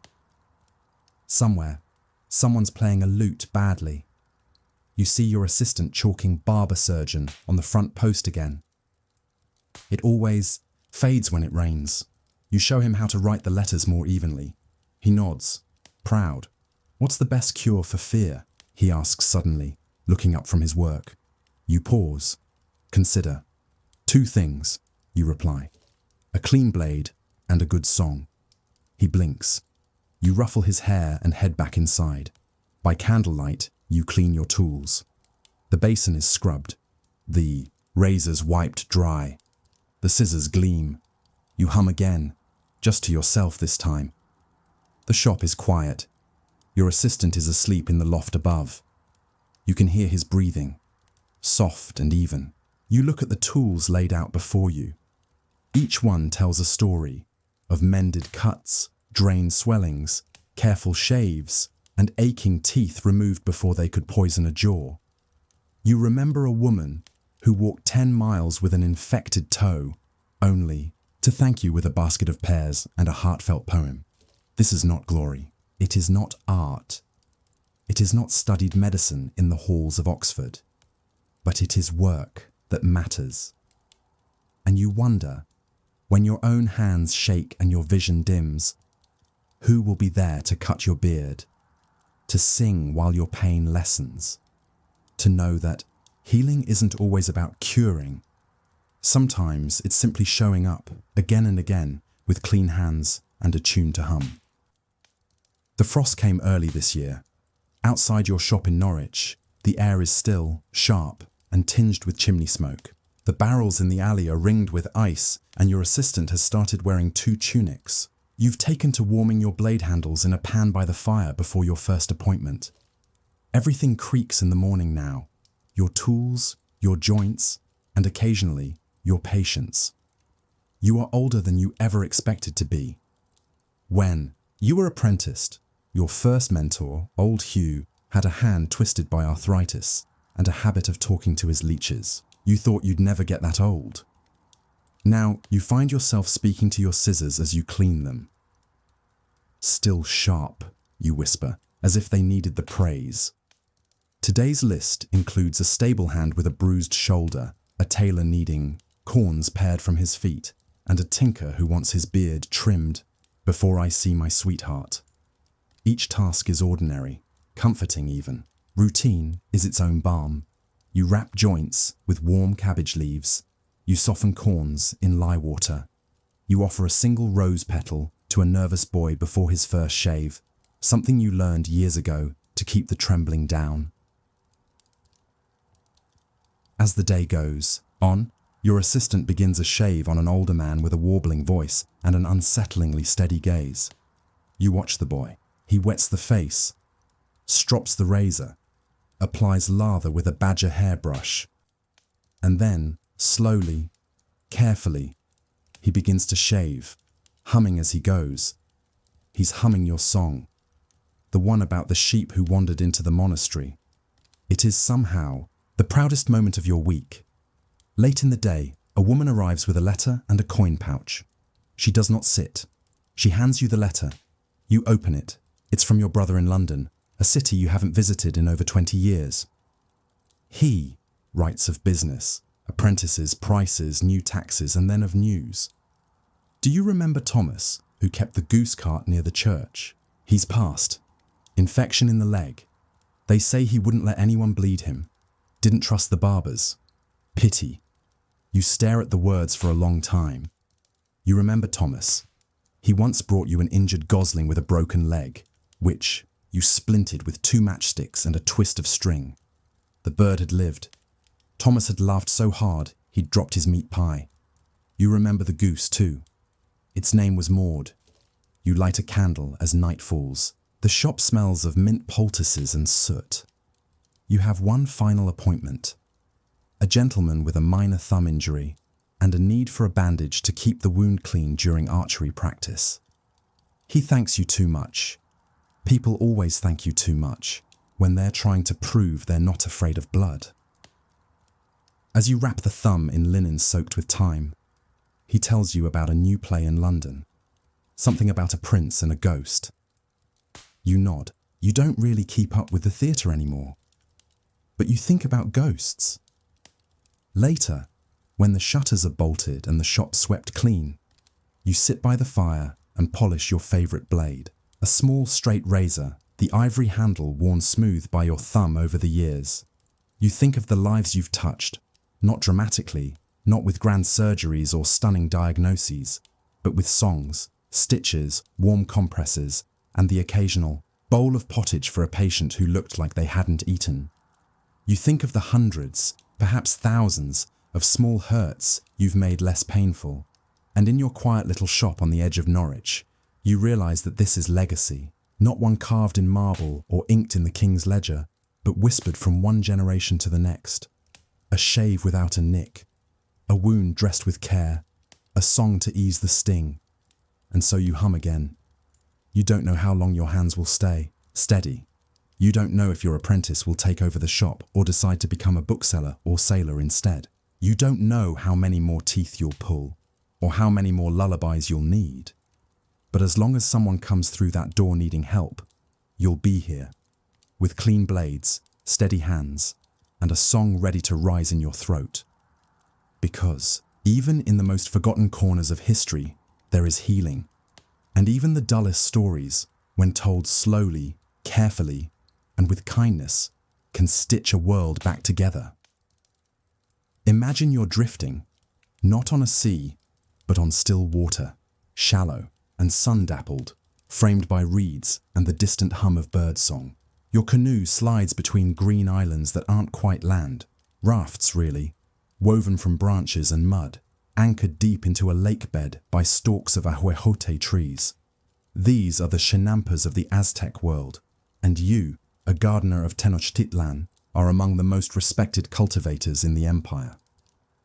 Before the Spaniards arrived with steel and gunpowder, before Versailles laid out its strict lines of ornamental hedges, before English gardens declared war on symmetry in the name of wildness, there were these floating plots, and they were, in their way, masterpieces of balance. It's early morning. Mist still clings to the water. You paddle past other gardeners, nodding as you go. Some wear broad straw hats. Others sing to themselves while trimming maize stalks or unrolling mats of amaranth seeds. A heron watches, leg folded like origami. Your own chinampa is just ahead, a modest one, a patchwork of squash vines and tomato rows bordered by marigolds and spindly chili plants. It smells like damp earth, green stems, and the faint peppery sweetness of herbs. It is not fancy, but it is your life's work. Each chinampa is built from lake mud and compost, carefully piled onto reed frameworks. The trees at the corners keep the islands in place, forming roots that stretch deep and wide. Over time, they become nearly indistinguishable from land, though if you dig too deep, water seeps back up like a polite protest. You set down your paddle and tie the canoe to a branch. Time to begin. First, you walk the perimeter. Every morning begins with a slow lap, inspecting for breaches, overgrowth, or signs that a neighbour's duck has come waddling through again. You don't mind the ducks, but they do nibble the squash. You check the roots of the ahuejote trees. They're growing well. You planted these saplings yourself years ago, and now they tower above your head, leaves whispering secrets as they rustle in the breeze. Then tools, a sharpened obsidian blade, a woven basket, a shallow pot of ash for deterring ants. You kneel and begin weeding. There's a rhythm to it. Pluck, twist, toss, pluck, twist, toss. Your fingers are calloused, but gentle.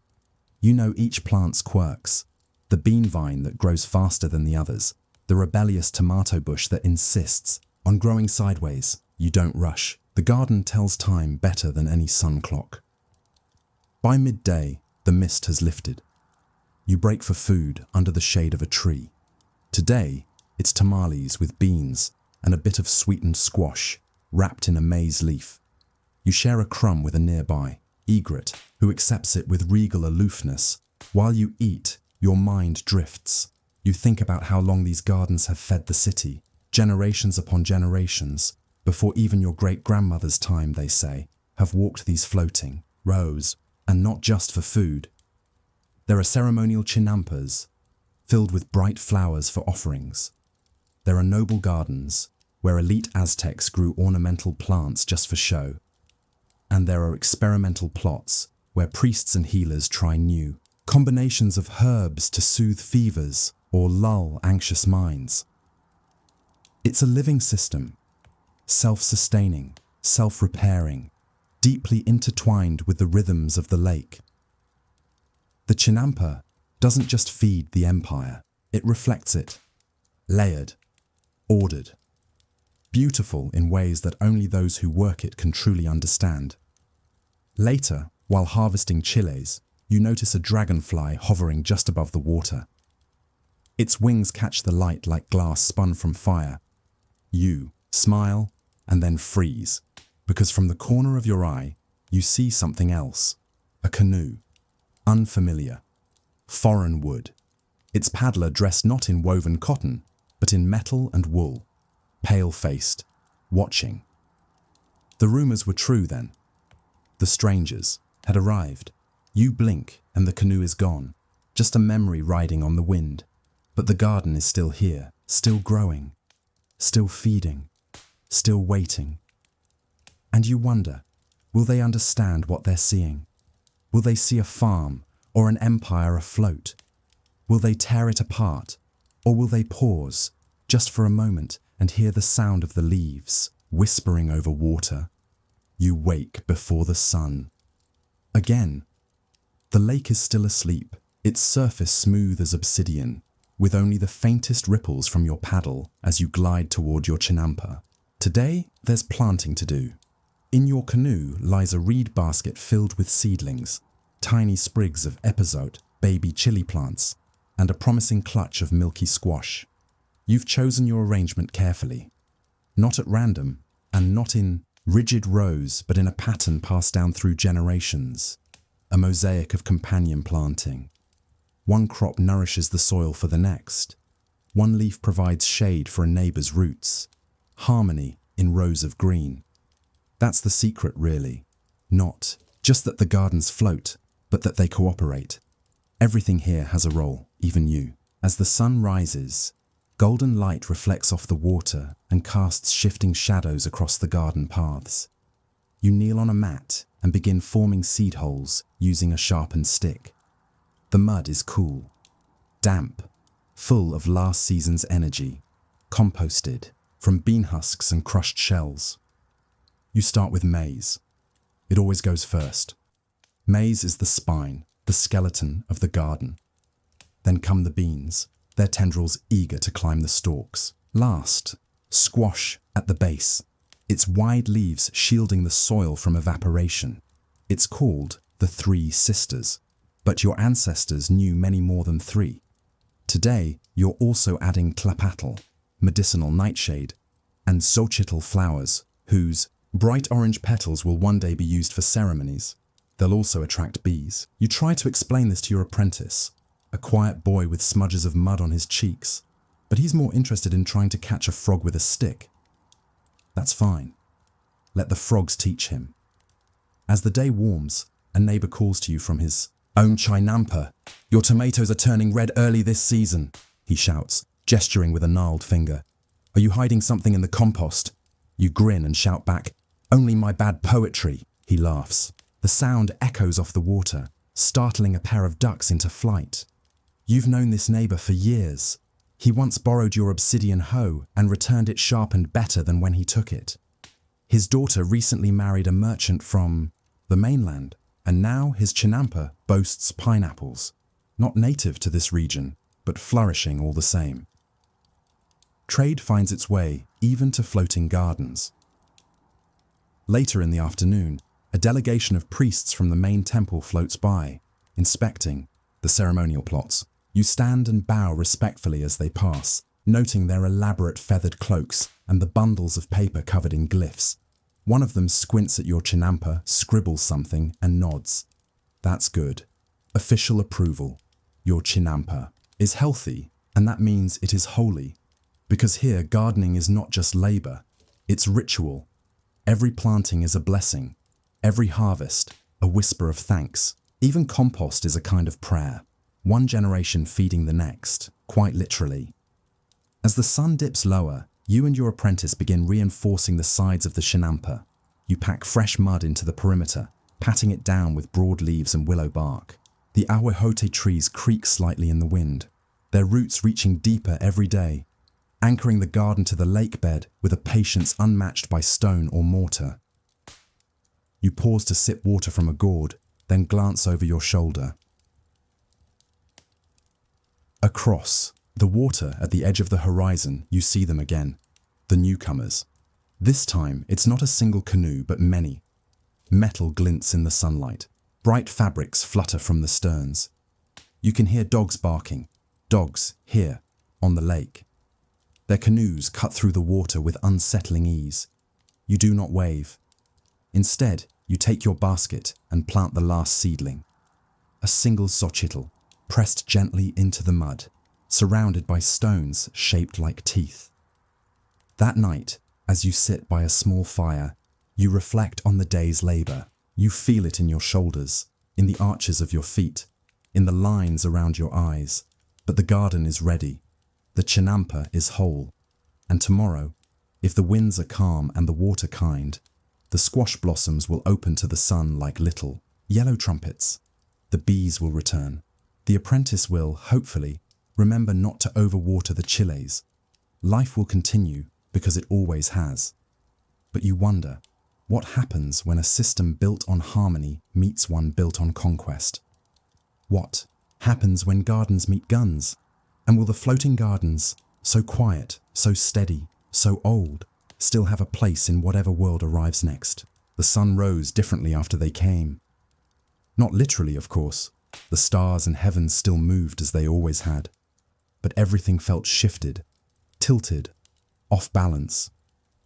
The sky was the same color, but the sounds beneath it had changed. Instead of quiet paddles and reed flutes, there were boots splashing through shallows. Instead of the rustle of maize leaves, there were shouted commands in a tongue no one understood. And yet, in the floating gardens of Tenochtitlan, things went on. For a while. You keep tending your chinampa. What else can you do? The maize still grows. The beans still twine. Your apprentice is getting taller, still forgets to weed properly, but he sings while working now, a low, content murmur. He is beginning to love this place. But fewer neighbors pass these days. Some are gone, taken into the city to work. Others have simply vanished, leaving behind withering squash vines and abandoned canoes with their paddles tied too neatly to their posts. The priests stopped visiting. The flowers they once collected for temples now bloom untouched. You begin to realize that your garden is becoming a secret. One day, a group of Spaniards, 4 of them, armed and sunburned, come drifting down your canal. You hear them before you see them. Metal clinking. One of them coughing harshly. Their canoe is larger than yours, and their oars disrupt the water with impatient slaps. They do not stop. They only look. One points at your tomatoes and mutters something. Another jots a note in a small book. You watch silently, hands still in the soil, heart a little faster than usual. Then they're gone. You exhale. The chinampa is still here. But you feel the change, like a stone slipped beneath your foot. Nothing has been taken. Not yet. But something is being weighed. Weeks pass. One morning, you arrive to find a row of plots across the canal freshly cleared. Not by gardeners, but by soldiers. They've trampled the ahuejote trees, torn up the roots, laid boards and crates and canvas where once there were herbs and wild marigolds. It smells of tar, sweat and oil. The lake grieves, its surface disturbed by unfamiliar shapes. Your apprentice asks if the Spaniards will come for your chinampa next. You don't answer. Instead, you hand him a basket of seeds and point to the farthest corner of the plot, the one where the willow roots are strongest. Let's start over there, you say, because starting again is something your people know how to do. In time, the chinampas fade from the maps. Some are drained to make way for roads or settlements. Others are absorbed into fields. Still others simply rot, untended, slipping back into the lake like forgotten dreams. But not all. Some linger. In the hidden corners of Xochimilco, where the city's sprawl has not yet devoured the water, you can still see them, not just remnants, not just ghosts. Gardens, living ones, locals still work them. The ahuejote trees still grow, maize still waves in the breeze. Tourists come and go, snapping photos, sipping drinks. Some laugh, some marvel. Most don't understand what they're seeing. They see a curiosity, a quaintness, a backdrop. But what they're looking at is resilience. Because the chinampa was never just a method. It was a philosophy. A belief that harmony was possible. That food could come from balance, not control. That even in conquest, something soft and green could survive. And so, even centuries later, even with all that was taken, even with what was lost, the gardens float. You wake just as the rooster begins his chorus, though truthfully, you were already half awake, lying still under your linen blanket, trying to calculate whether Today will be a day of reading or a day of writing. Likely both. There is little else for a scholar in 18th century José en Korea. Your room is small, sparse. A rolled mat in one corner, a lacquered desk in the other. On the wall, a hanging scroll with Confucian aphorisms stares back at you like a solemn mentor. To govern oneself is the first rule before governing others. Indeed, you light the oil lamp. The day begins not with bustle, but with stillness. Outside, the study hall courtyard is damp with morning dew. You hear distant sweeping, an older student dutifully brushing fallen leaves into tidy piles. A breeze carries the scent of pine. No one speaks yet. That would be improper. You're part of the Seonbi class, Confucian scholars trained not just in books, but in quiet discipline. You are expected to learn not for wealth, or fame, or even employment, but because virtue demands it. There's comfort in that, or so you tell yourself. Today's first task: copying texts. You kneel before your low desk, dip your brush into ink, and begin tracing the opening lines of the analects. You've done this hundreds of times, but the ritual never changes. Stroke by stroke, character by character, you copy, not just for memory, but for mastery. Beside you lies a small stack of old essays, half-finished scrolls, and annotated diagrams of ancient Chinese governance systems.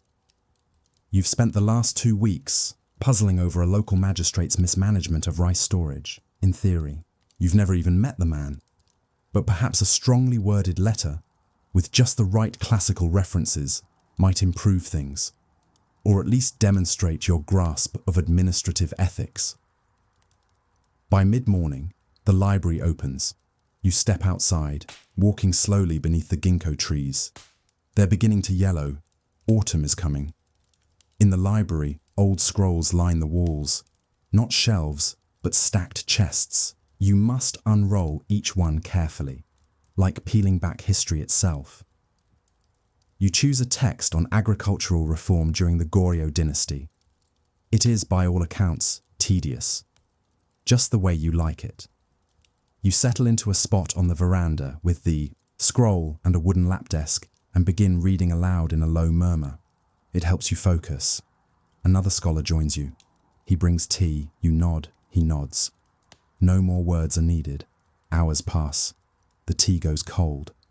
By early afternoon, someone finally speaks. It's Master Cho, one of the elder scholars.